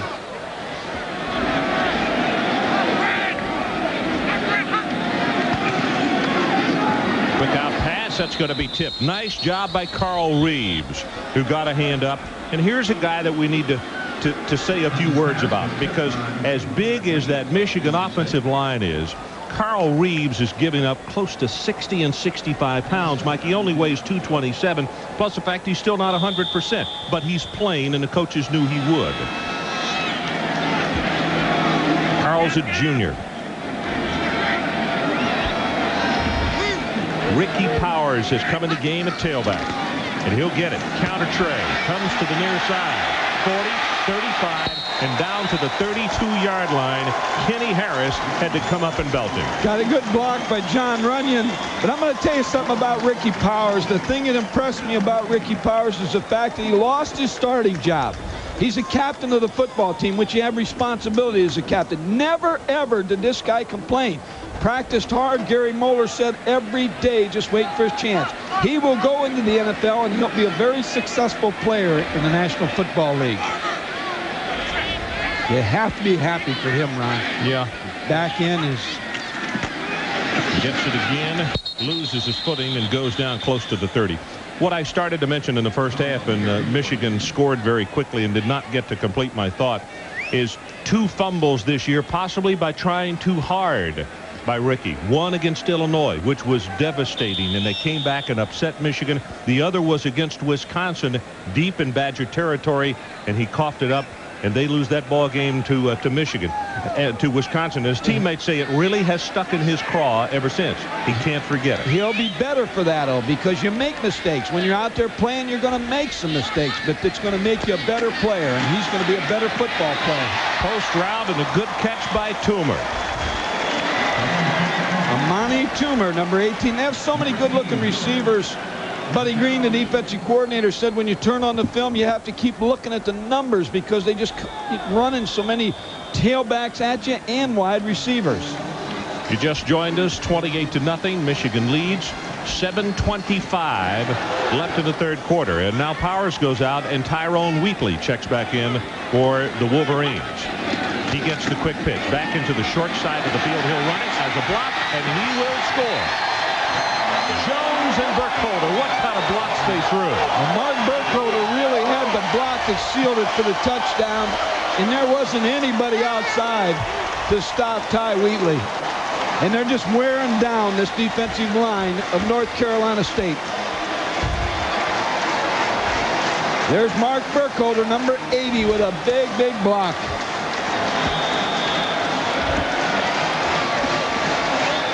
And that fight song that everybody likes to hear, except NC State right now and a lot of Big Ten teams, but it's one of the better ones, Ron.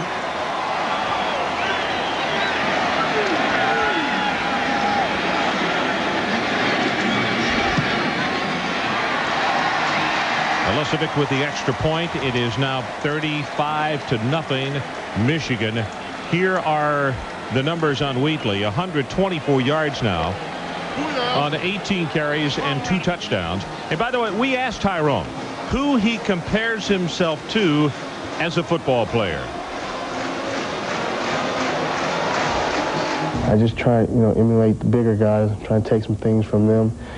See how they use their size and speed, like Herschel Walker and Bo Jackson, how they use their size and speed as a combination. And I just try to, take things from them and just see how they use it.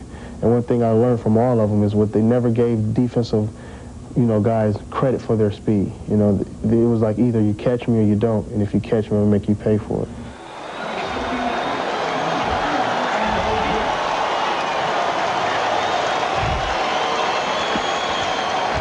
So here are the top rushers. Wheatley now goes to number 5, 3,035. And before the afternoon is over, Billy Taylor may have to take a step over in the number 4 position. Well, I don't think there's any doubt. Unless something happens here, Billy Taylor's going down. And going down hard. Look at this sign in the stands. Tyrone, just say no to the NFL, of course, is what he's talking about. 6 plays, 59 yards, 157 the length of time, and the 18-yard touchdown run by Wheatley. This kick to the 9-yard line. Mateer gets it outside. 30, 35 into the 37. 28 yards on the return, and Hamilton, who kicked the ball off, was down there to make the stop.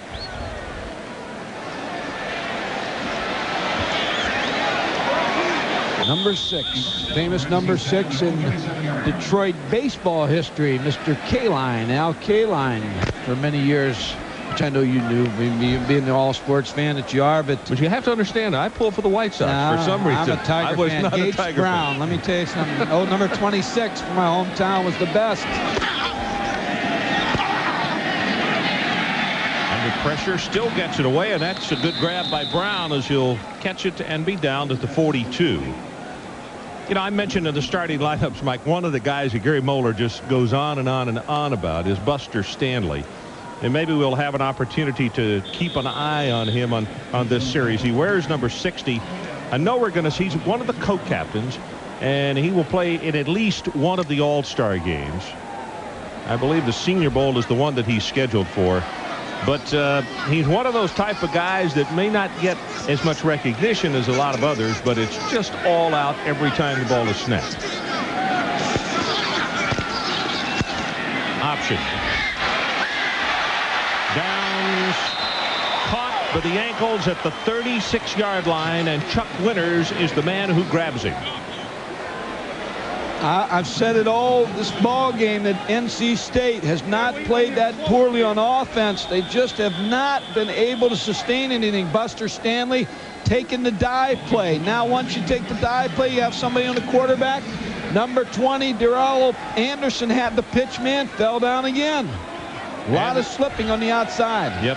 I'll tell you what, Gary Downs, even though his football team is down 35-0, I think Downs has had an outstanding afternoon. He has looked very good in a lot of situations. On top for the end zone, incomplete and very nearly intercepted by Ty Law. Pass intended for Griffiths. You're talking about Buster Stanley. Buster Stanley played nose guard this season, controlled the middle, and they moved him back outside.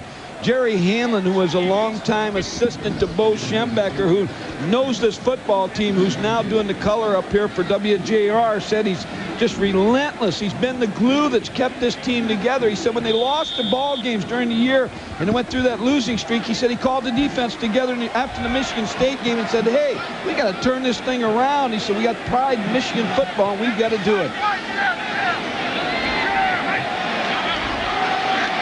From the shotgun, dumps the pass over the middle, and again it is to Downs, and he'll take it inside the 25 to the 23-yard line. Mike, when you look at the last 3 games that Michigan played, they scored 111 points and only gave up 17. And you look at what has happened here today, 5:34 left in the third quarter. They have added 34 more, and the Wolfpack is yet to get on the scoreboard. Well, you said it earlier. They're the best 7-4 team in the country. Of course, they're going to be 8-4 here before long, but there's no doubt it's a talented football team.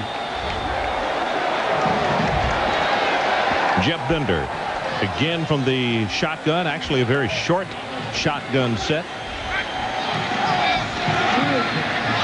They throw that middle screen.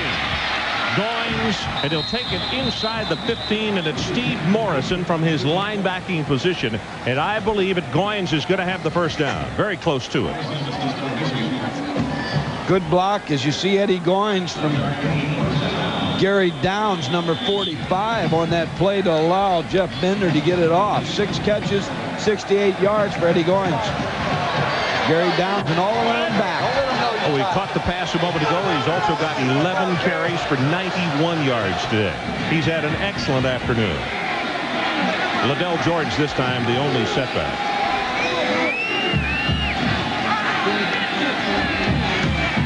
Bender looking, got a man in the end zone, and touchdown. Brian Fitzgerald.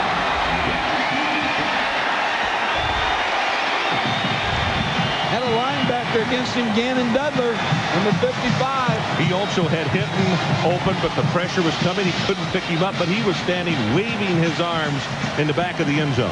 I'm sure Lloyd Carr is going to get his defense off to the sideline and say, hey, let's don't start with a comeback now. 35-7. If they make the extra point, 4:53 still on the clock here in the third quarter. Vidatek to attempt the extra point.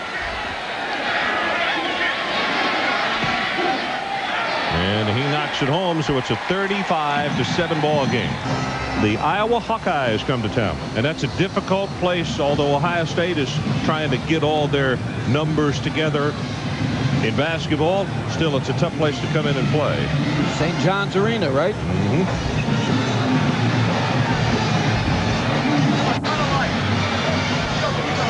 35-7 our score with 4:53 remaining in this third quarter.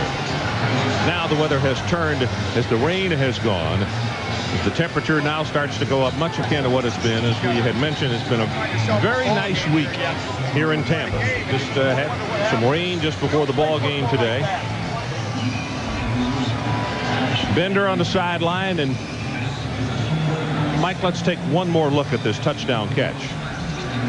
Brian Fitzgerald, number 38, trying to keep his feet in bounds against the linebacker, number 55. What a catch. What a catch. Twisting, turning, touchdown catch by Brian Fitzgerald. 6 plays, 63 yards, 2:03 the length of drive. And he's going to pooch it. Mercury Hayes up the sideline, gets what he can, and goes out of bounds at the 34. 23 yards on the return. Tyrone Wheatley, 3 career bowl games, 427 yards. That's a 10.2 average and 5 touchdowns.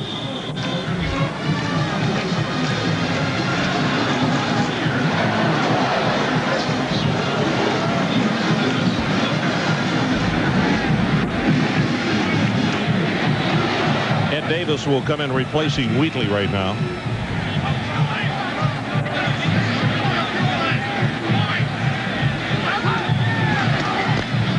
Davis tries to turn the corner and takes it for a couple. William Strong is there to hit him.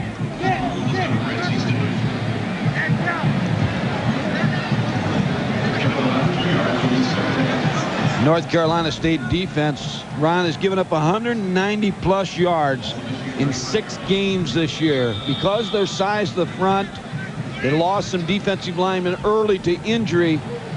They've been very suspect against the run. And in fact, that's one of the things they were worried about. They have averaged giving up over 400 total yards a game.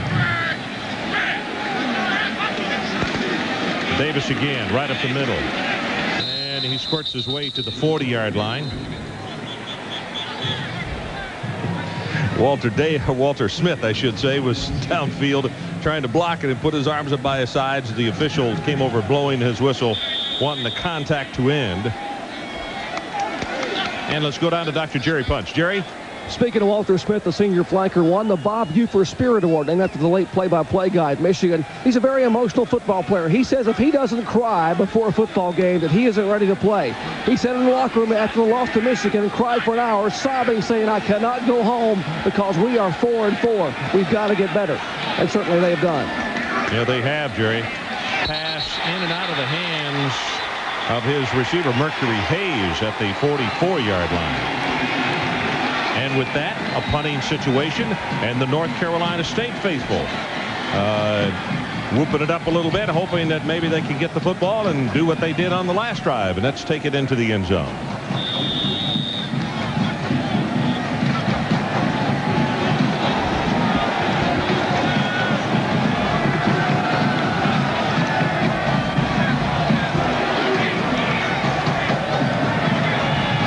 Stapleton to kick it away. Waits for the snap back at the 26. That's Liddell George in a single safety.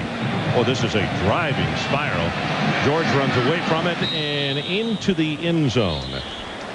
60 yards on a kick by Stapleton. Arizona out to an early lead.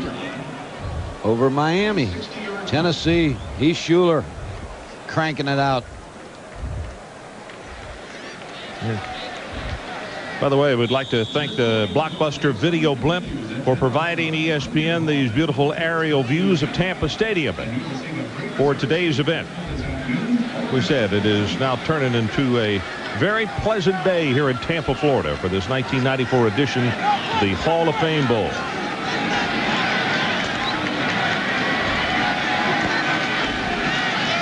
Remember, on a play action, he's going to go on top. And tipped and almost intercepted. Yep, they're going to say he did. That's Ty Law. Had it all the way, Ron, and what Michigan was counting on is that North Carolina State would try to go for the home run to Eddie Goins on the post route.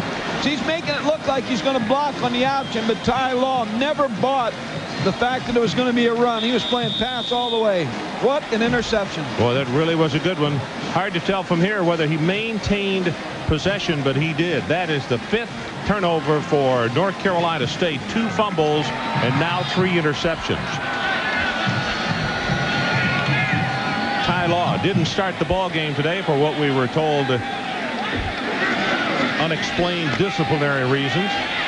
Pass over the middle here, caught by the tight end Jones, and he is loose down the sideline. And look at the big man run inside the 20 to the 16. Strong had to jump on his back and bring him down. Now he's a good-looking athlete. Mercury Hayes, number 9 with a block, and I talked about it earlier in the broadcast that Buddy Green was talking about the wide receivers from Michigan, how well they blocked. And Mercury Hayes, we'll see if we can pick up his block, number 9. There it is. There's the block that sprung Damon Jones for big yardage, but the 6'5", 250-pound freshman with a big reception. Boy, he can really run very well for 6'5", 250. And there's Mercury Hayes. Good block.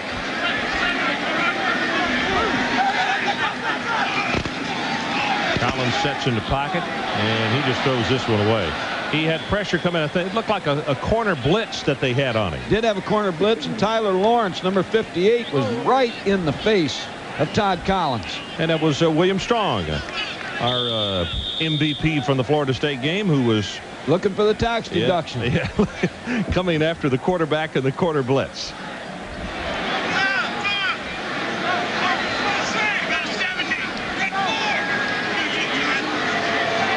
Second down for the 16.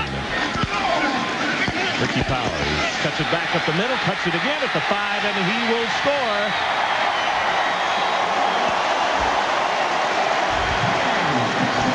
Everybody on this football team is happy for Ricky Powers. Look at the Michigan players.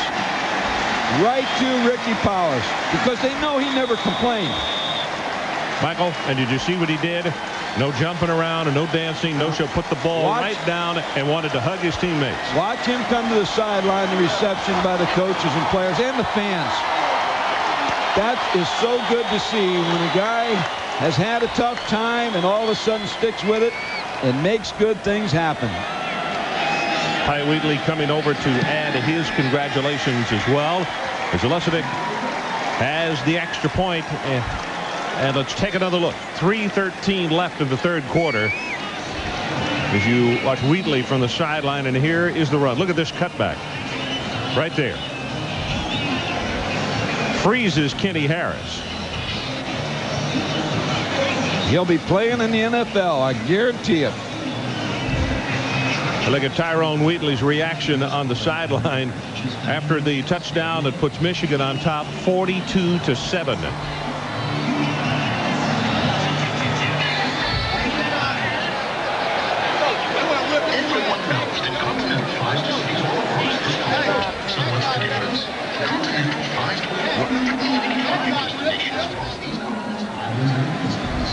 Long afternoon for Mike O'Kane. Well, Penn State has scored, come back within 3 of Tennessee. And Miami was a team struggling at the end of the year. Now, offensively, they've had some problems. And they run up against the defense out there. I thought maybe that game would end 3-2. You know, I did too. because when we saw Arizona, they had quarterback injuries, but that offense was just not the prettiest thing in the world. No, but their defense is something now. They do a great job at Arizona on defense.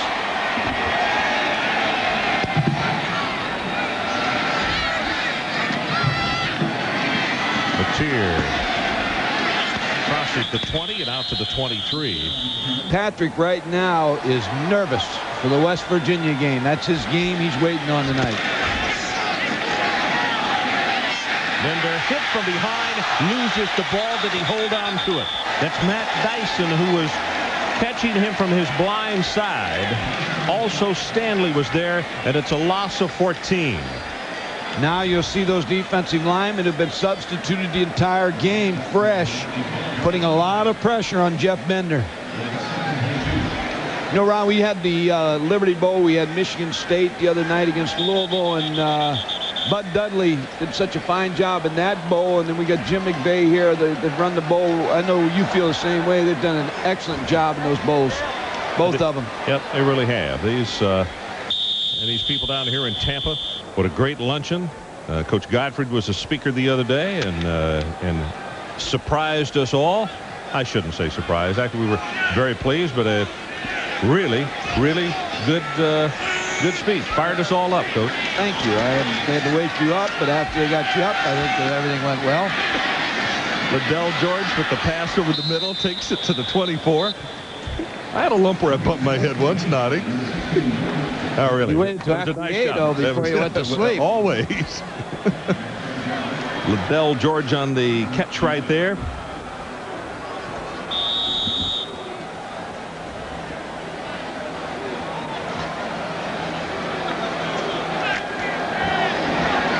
(42-7). Under 2 minutes to play, third quarter. Harvey operates the quarterback. Bender took a really tough shot a minute ago as he got sandwiched. Pressure for the outside again from Dias. Throws it complete at the 30. And Goins just simply could not get away from 28, Deion Johnson. So it's going to be a fourth down situation. North Carolina State will have to punt it back again. The thing that North Carolina State wanted to do in this ball game, we had them the last game of the season against Florida State. Of course, they got thrashed by Florida State. And they said we wanted to come to a bowl game to redeem ourselves, but they've run into another team that's hot, like a Florida State. Mike O'Kane just had a bad luck in the draw because he's got a good football team, but he's run into two very solid teams back to back. Yeah, how about that to put on your schedule? Florida State and Michigan back to back. Good coverage kick, very high. Toomer is back this time, and from the 31 looks for a spot to run. Gets to the sideline, can't get there. And let's go down to the sideline, Dr. Jerry Punch. Well, I feel like that it is. I'm quite sure that it is for him to go pro. I would like for him to go pro to do the best of his ability. The most. I don't know nothing else to say. That's Grandma. Let's ask Tina. Let's ask the aunt. Now, Tina, what about the contingent in the family outside Grandma? What's the family consensus? Okay, the family contingent is split. Some of us are saying to go pro, and some of us are saying for him to stay. But we would really, truly like for him to do whatever he would like to do. And we're behind him either way, 100%. We're behind Tyrone. Well, he didn't get a lot of help from the family. A tough decision for Tyrone Wheatley, and he has to make it before January the 10th. Ron?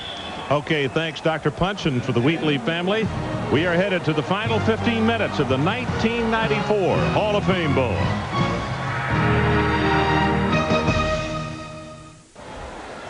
Welcome back to Tampa. Ron Franklin, Mike Gottfried, and Dr. Jerry Punch. And a Happy New Year to you and your family. Hope that it has been a safe one so far, and you look forward to a prosperous 94. Gary Moeller certainly is, as he only loses 3 people off that offense. We'll tell you who they are in just a moment. As the running play, they go with Foster. He's going to lose his center, Milia. He's tied in Burkholder, and he'll lose his flanker. And that's Derek Alexander. And beyond that, Mike, this offense is back here. And, of course, depending on what Wheatley does. Well, Martin Melia, the center, is going to go to medical school. He had the appointment last year, but decided to stay for his 5th year. He will go into the medical field there. He's been accepted at the Michigan Medical School. Very bright young man, academic All-American. going to be another Dr. Jerry punch. Pressure is on. Collins hit as the ball is gotten away and incomplete. And let's check in again with Dr. Jerry Punch. Jerry? Mike, I think he's going to be a lot better than Dr. Jerry Punch. He's going to be an orthopedic surgeon. He's going for the big bucks. But the young man, perseverance has paid off for him. You know, he played behind some All-Americans for 4 years. Matt Elliott, Steve Everett, and Joe Cacuzo. In fact, last year in the Rose Bowl, he wanted to play so bad, he played tight end. But this year he came back, put medical school off for 1 full year so he could play on New Year's Day in a final bowl game. A year from now, he'll be buried in the books trying to be an orthopedic surgeon up at Ann Arbor at the University of Michigan. Puncher, better to be buried in books than bodies. I'm sure he will look at it that way. North Carolina State with a return on, and here's a driving kick. Liddell George all the way back to the 3-yard line, and is going to be tripped up before he reaches the 10. Well, speaking to Mark Melia, the anchor to that Michigan offensive line, we asked him about blocking for a guy like Tyrone Wheatley. Here's his response. Well, for me, it's been a real pleasure to block for Tyrone because not only is he a great athlete, but he's just a great guy. And he always is quick to give credit to where credit is due, and he's just a real team player, and that's what I really respect about him. Dr. Jerry Punch, I'll also say that when Mark becomes an orthopedic surgeon, he may be the biggest next orthopedic surgeon in the country. One thing, when he tells you you've got a broken bone, you're going to listen. There we go. It's Gary Downs on a carry as he'll take it out across the 12-yard line. 42-7 our score as Harvey is back in the ball game. Bender, as we mentioned, received a very hard shot when he was double teamed or sandwiched in between 2 tacklers at the end of that 3rd quarter, and we haven't seen him since then. Ron, there was a surprise. Virginia ahead. Their ball game 7-0.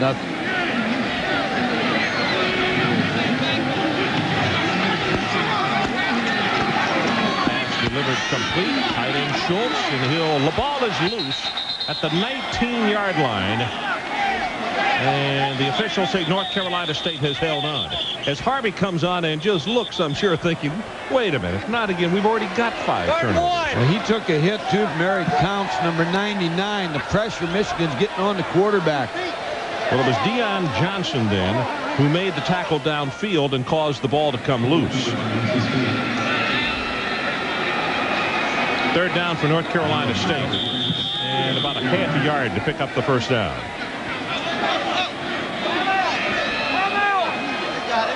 And you can hear Coach on the sideline saying the timeout. We don't want to get a delay of game. Haven't heard him.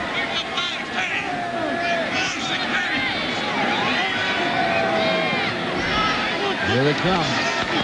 Linebackers coming on the blitz, and just as Brown got the football, he was greeted by the front 3, and he's going to be stopped short of the 1st down. That's Denson. Look at the defensive line. Jason Horn, Damon Denson, number 99, both linebackers in there. Too much penetration by Michigan's defense. About to go under 12 minutes left in this 1994 Hall of Fame Bowl. And again, Toomer is the man rather than Alexander that Michigan sends back at a single safety.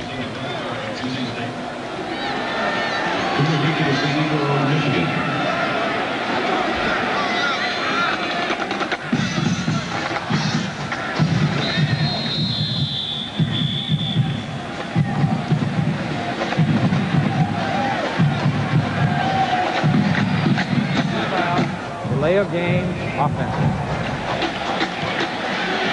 Delay of game now against North Carolina State, and the penalty pushes it back to the 13.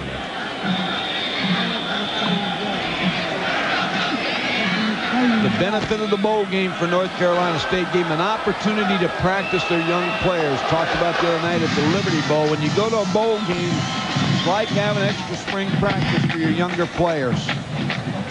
They'll benefit from it. Toomer retreats all the way to the 40, tries to return up the middle, and he is going to make it to the 50-yard line. Harper was the first man of the special teams to grab him. So let's take a break. Michigan by 35. And the band having a terrific time here in Tampa. And for those of you who are saying, well, last year they were at the Rose Bowl and were even more excited, and that was a huge win over Washington, make no mistake about one thing. Gary Moeller and his staff both have said they are very pleased to be in Tampa. They wanted to prove that they were better than any other 7-4 team, but they were glad that they got an invitation to play, particularly in this ball game.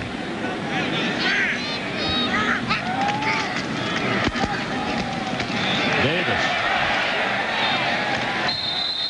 And the second tailback for the Wolverines, tackled by Bell and also Johnson. Let's show you a rushing graphic here, which I think tells a lot as far as this season for the Michigan football team. In 7 wins, average per game, Mike, 232. But look at today's ball game. And they're heading in that direction. They've controlled the line of scrimmage. They've run the football. They got in that comfort zone that Michigan likes to get into. And also, when you look back at those games that they lost, rushing totals were not nearly that good. Almost a smile from Mo, and we still got 10:39 left in the ball game. John Ritchie, who is a freshman at fullback, replacing Shea Foster, gets the carry straight ahead. John Ritchie's an interesting story also. He speaks fluent Spanish. He's taken Japanese and Russian, plays 5 musical instruments, writes music and poetry, and the other night in the hotel he was playing the piano for the Michigan coaches. Well-rounded young man. Sounds a little bit like my background. Well, when you playing for the coaches you need.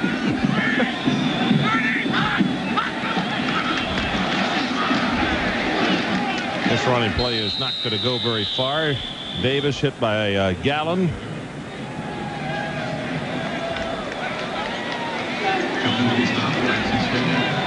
Well, this is a look at Damian Covington. Being blocked by Damon Jones, 85, trying to get off the block to make the play. Not just football players, very good athlete. Has played other sports and done well also, which we'll tell you more about. Biakapatuka comes into the ball game. You pronounce that. Pressure from the backside. Tyler Lawrence misses him. Pulls up, throws the pass, tipped, and it almost came back to one of those defensive linemen. Damon Jones was the receiver that he wanted. Well, he was coming back to block. Damon Jones was heading back to block. He had no idea he was going to throw the football to him. Dr. Jerry Punch, what do you have for us? Gentlemen, talking about Damon Covington, the inside linebacker junior out of Berlin, New Jersey. He will be the NC State University heavyweight wrestler this year, following Sylvester Turkey, who won 2 consecutive NCAA heavyweight championships as a wrestler. But how tough is Covington? Last year, he broke his sternum in the 5th game of the year against Texas Tech. He played the last 5 games of the year with a broken sternum. Not only did he play, he led the conference in tackles with a fractured sternum. That's incredible. That's very tough. So there's a timeout on the field. 9:01 left to play in our ball game. We'll be right back to 10.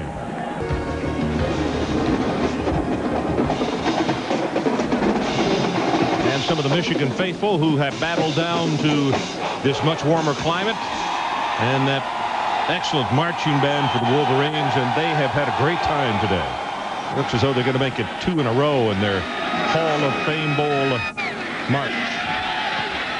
Harvey runs out of harm's way, still drifting. He's going to have to run this one, then gets hit by Alfie Birch, who thinks better of picking him up, as Buster Stanley was the initial guy causing the pressure on Terry Harvey. Excellent coverage in the secondary by Michigan. As Mike had mentioned, 7-0. Virginia had jumped out in front of Boston College. You think really the hockey fans are looking at hockey today? You got to be looking at football. Eh? Yeah. You know what I mean? Get to your TV sets. Watch football.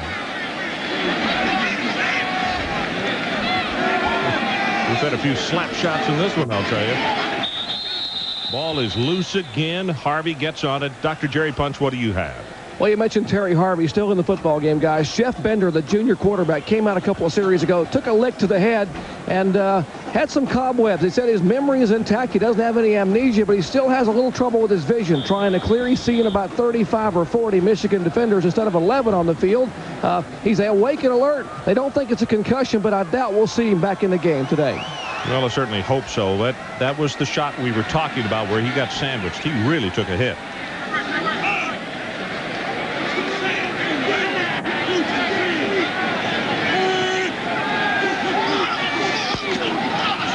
Liddell George. Big opening over the middle. He's going to have the first down. Liddell George is an interesting player. Lloyd Carr, the defensive coordinator, says we need to know where he's at all times. He's a fullback. He returns punts. He throws the halfback pass. He's an excellent receiver. As you see Matt Dyson coming out of the game. But Liddell George, a very well-rounded football player. 6'1", 208-pound senior. Number 16. He got 12 yards in that last play. Dyson, who was coming out, has applied really good pressure all day. He's had a good game for the Wolverines. Pass thrown in the flat complete, and Liddell George tries to fight off the tackle to the 42. By the way, I'll bet Lloyd Carr didn't tell you this, but he is extremely proud of his daughter Emily. Hit 2 free throws to help their team win the state championship up there. He did tell you about that. No, he didn't. I was just kidding you. Well, Emily is the one who did it. And he was there, got to see it.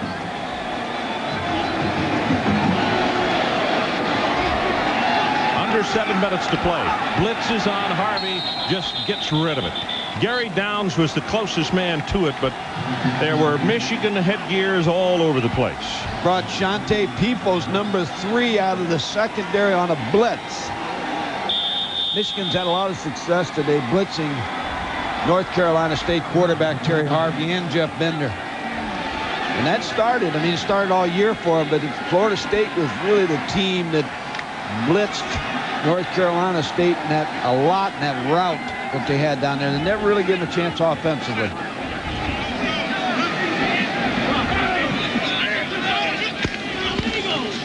Option play, and the pitch back goes to Downs. He turns the corner. Gary's going to have the first down at the 50.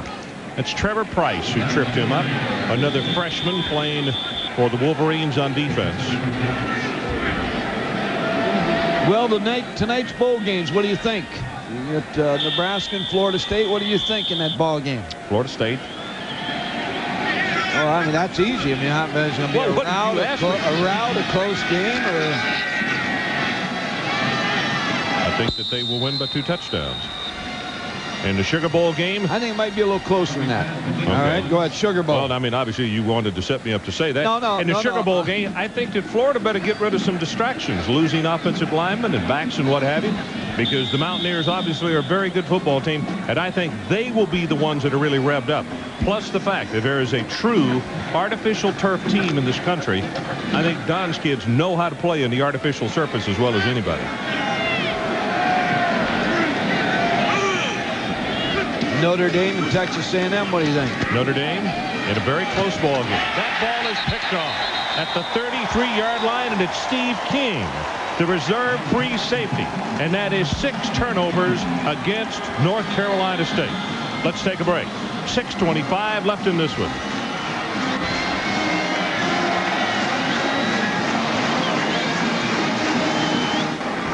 Hail to the victors. We've heard it a lot today. And in 6 minutes and 25 seconds, that will be the case for the Wolverines of Michigan as they are on top 42-7. And we have a substitute Mike at quarterback, Jason Carr, who is a sophomore who's just come into the ball game. And his father is the defensive coordinator, Lloyd. So Lloyd's not coaching defense right now. He's watching his son. 42-7 lead. He can afford to watch his son. 6'1", 199 pounds, and a sophomore. And obviously is from Ann Arbor. This has to be a real treat. Not only to be a coach on the staff, but to get an opportunity to watch your son play. And you're on that coaching staff, Mike. A little nervous right now, Lloyd Carr. He's not nervous about North Carolina State's offense. He's wanting to see what Jason can do here. Yakabatuka takes the ball off the right side, and Harris will trip him up close to the first down at the 44-yard line. Good game plan offensively from Michigan today. Cam Cameron, who works with the passing game. Les Miles, who works with the running game. Of course, Gary Moeller calls a lot of the plays for Michigan. You could hear that roar go up from the crowd. They love this youngster who's just come into the ball game. And you were talking about the foreign languages a moment ago. Yakabatuka speaks fluent French. I'll try to get him in a conversation a little later. I knew you had earlier. There is the break inside the 40 and down to the 37. And again, Tim Yakabatuka, the ball carrier, with the big game. Penn State has tied up Tennessee. I think the other part of the cheer is that they were just pleased the PA announcer could say it. What? 19 yards on the carry there. Wish I could have played.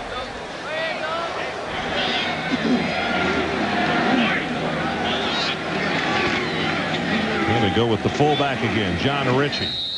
And John will power it inside the 35 to the 33. Carlos Pruitt has come in. He's a reserve at that inside linebacking position, replacing Greg Gianamore. About to hit 4 minutes left in this one. Strange afternoon the way it started. We had rain about an hour before game time. Michigan came out, held North Carolina State three straight plays, then blocked a punt and had recovered it at the 4, but they were guilty of holding. That pass is complete to the 22 to Todd Richards, and another Michigan first down. And then North Carolina State held them at bay, and we went almost scoreless for the entire first quarter. Michigan got on the board late in the first, then scored on a 79-yard punt return by Alexander. And then in the very last play, on another strange sequence of events, Gary Moeller ran the clock all the way down to 2 seconds and threw fade route into the end zone and scored the touchdown, 21-0 at halftime. Ended up being a good decision, and Jason Carr on that last pass run really showed a good strong arm.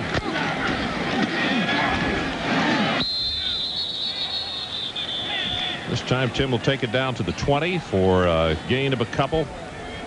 Mike, I think that I know you mentioned here in the second half that with their talent that they have, that Michigan's always going to be around the top 10. I think this Michigan team, with everybody they've got coming back and the way they are finishing 1993 and beginning 94, I think they may be a top 5, maybe even a top 3 preseason team next year, don't you? I think they'll be in the top 10, and you may be very well right. They may be one of the top 3, 4, 5 teams in the country. There's a lot of teams that return a lot of good players next year. A lot depends on who goes out as juniors. Well, this is very true. One of the things the luxuries that Michigan has is they do have a lot of depth in some areas, even though like a Wheatley goes out. Davis will be back. This Yakabatuka, who we're seeing here late in the ball game, and they think he shows a lot of promise. Of course, the Wheatleys and the Powers of this world, and I'm not saying that Tyrone has made up his mind yet, but those guys are extremely difficult to replace. You don't just say, well, here's a jersey, put it on and go do it. No, but there's a lot of tailbacks around the country in high school football that like to go to Michigan because of the running game.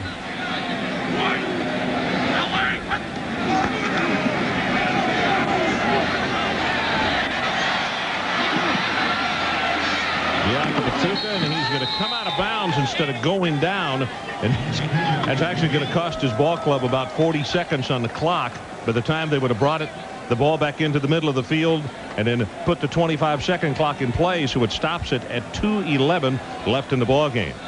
See Ty Wheatley's numbers for the afternoon: 18 rushes, 124 yards, 2 touchdowns.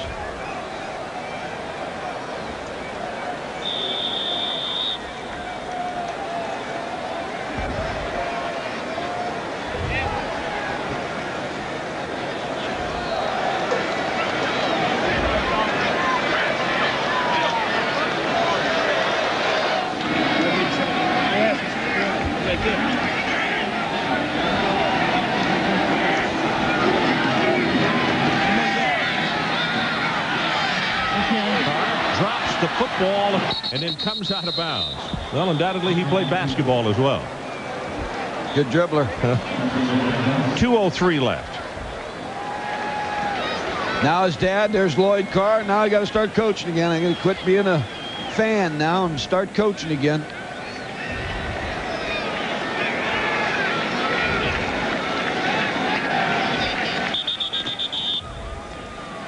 Son making the dad work. So the defense comes back on the field as Michigan does not pick up the first down, and Terry Harvey comes back on with just over 2 minutes left in this one. His club down 42-7 to Michigan.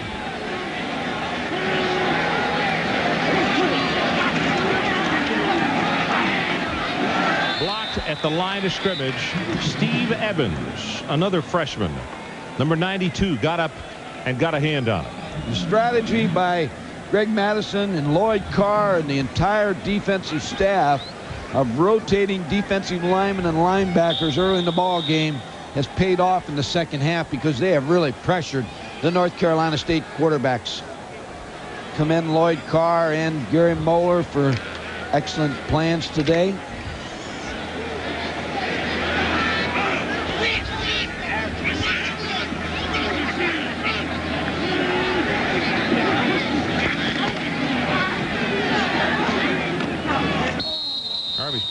Right in and out of the hands of Schultz. So all of a sudden it's third down. They have used virtually no time, and we have 1:54 left of the ball game.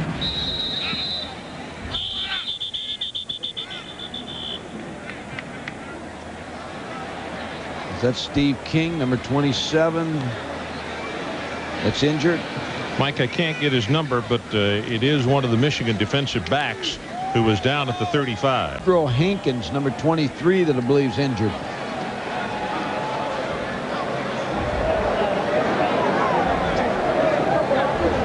Shane Foster on the sideline, sitting next to Tyrone Wheatley. And he's being helped off the field. It's either his right knee or right ankle.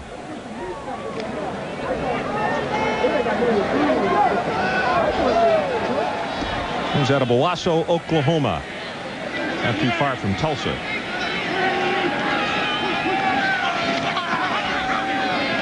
Harvey hit again, and he'll go down. It'll look like Evans. Mike, this is a young man that the coaches talked about. They said they had not been able to find as much playing time for him as they had wanted, but I think we're seeing why they're excited about Steve Evans. 6'4", 232-pound freshman, just comes off the blocks. Right in the face of the North Carolina State quarterback, Terry Harvey. 4 sacks this afternoon for the Wolverines. And, of course, there have been 6 Wolfpack turnovers. This time we're going to get to see Ty Law back in the single safety. Alexander was first, and they tried Toomer, and now Law.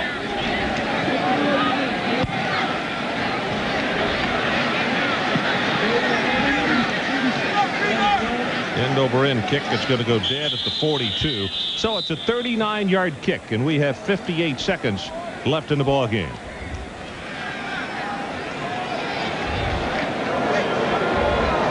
I want to thank the sports information people and the coaching staff from both of these schools for their hospitality and helping us out over the week in preparation for this ball game.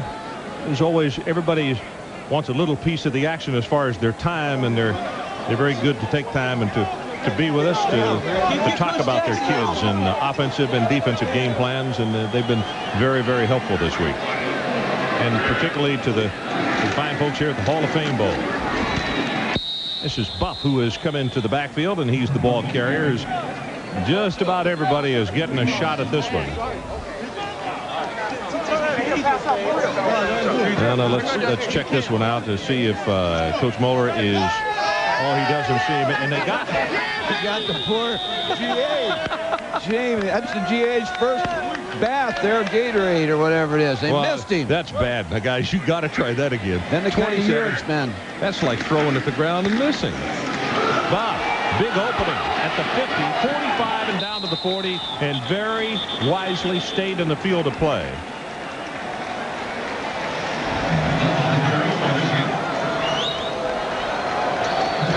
They've been impressive today, Ron. The Michigan Wolverines. The Big Ten teams that are watching and next year opponents know that this is going to be a fine, fine football team in 1994.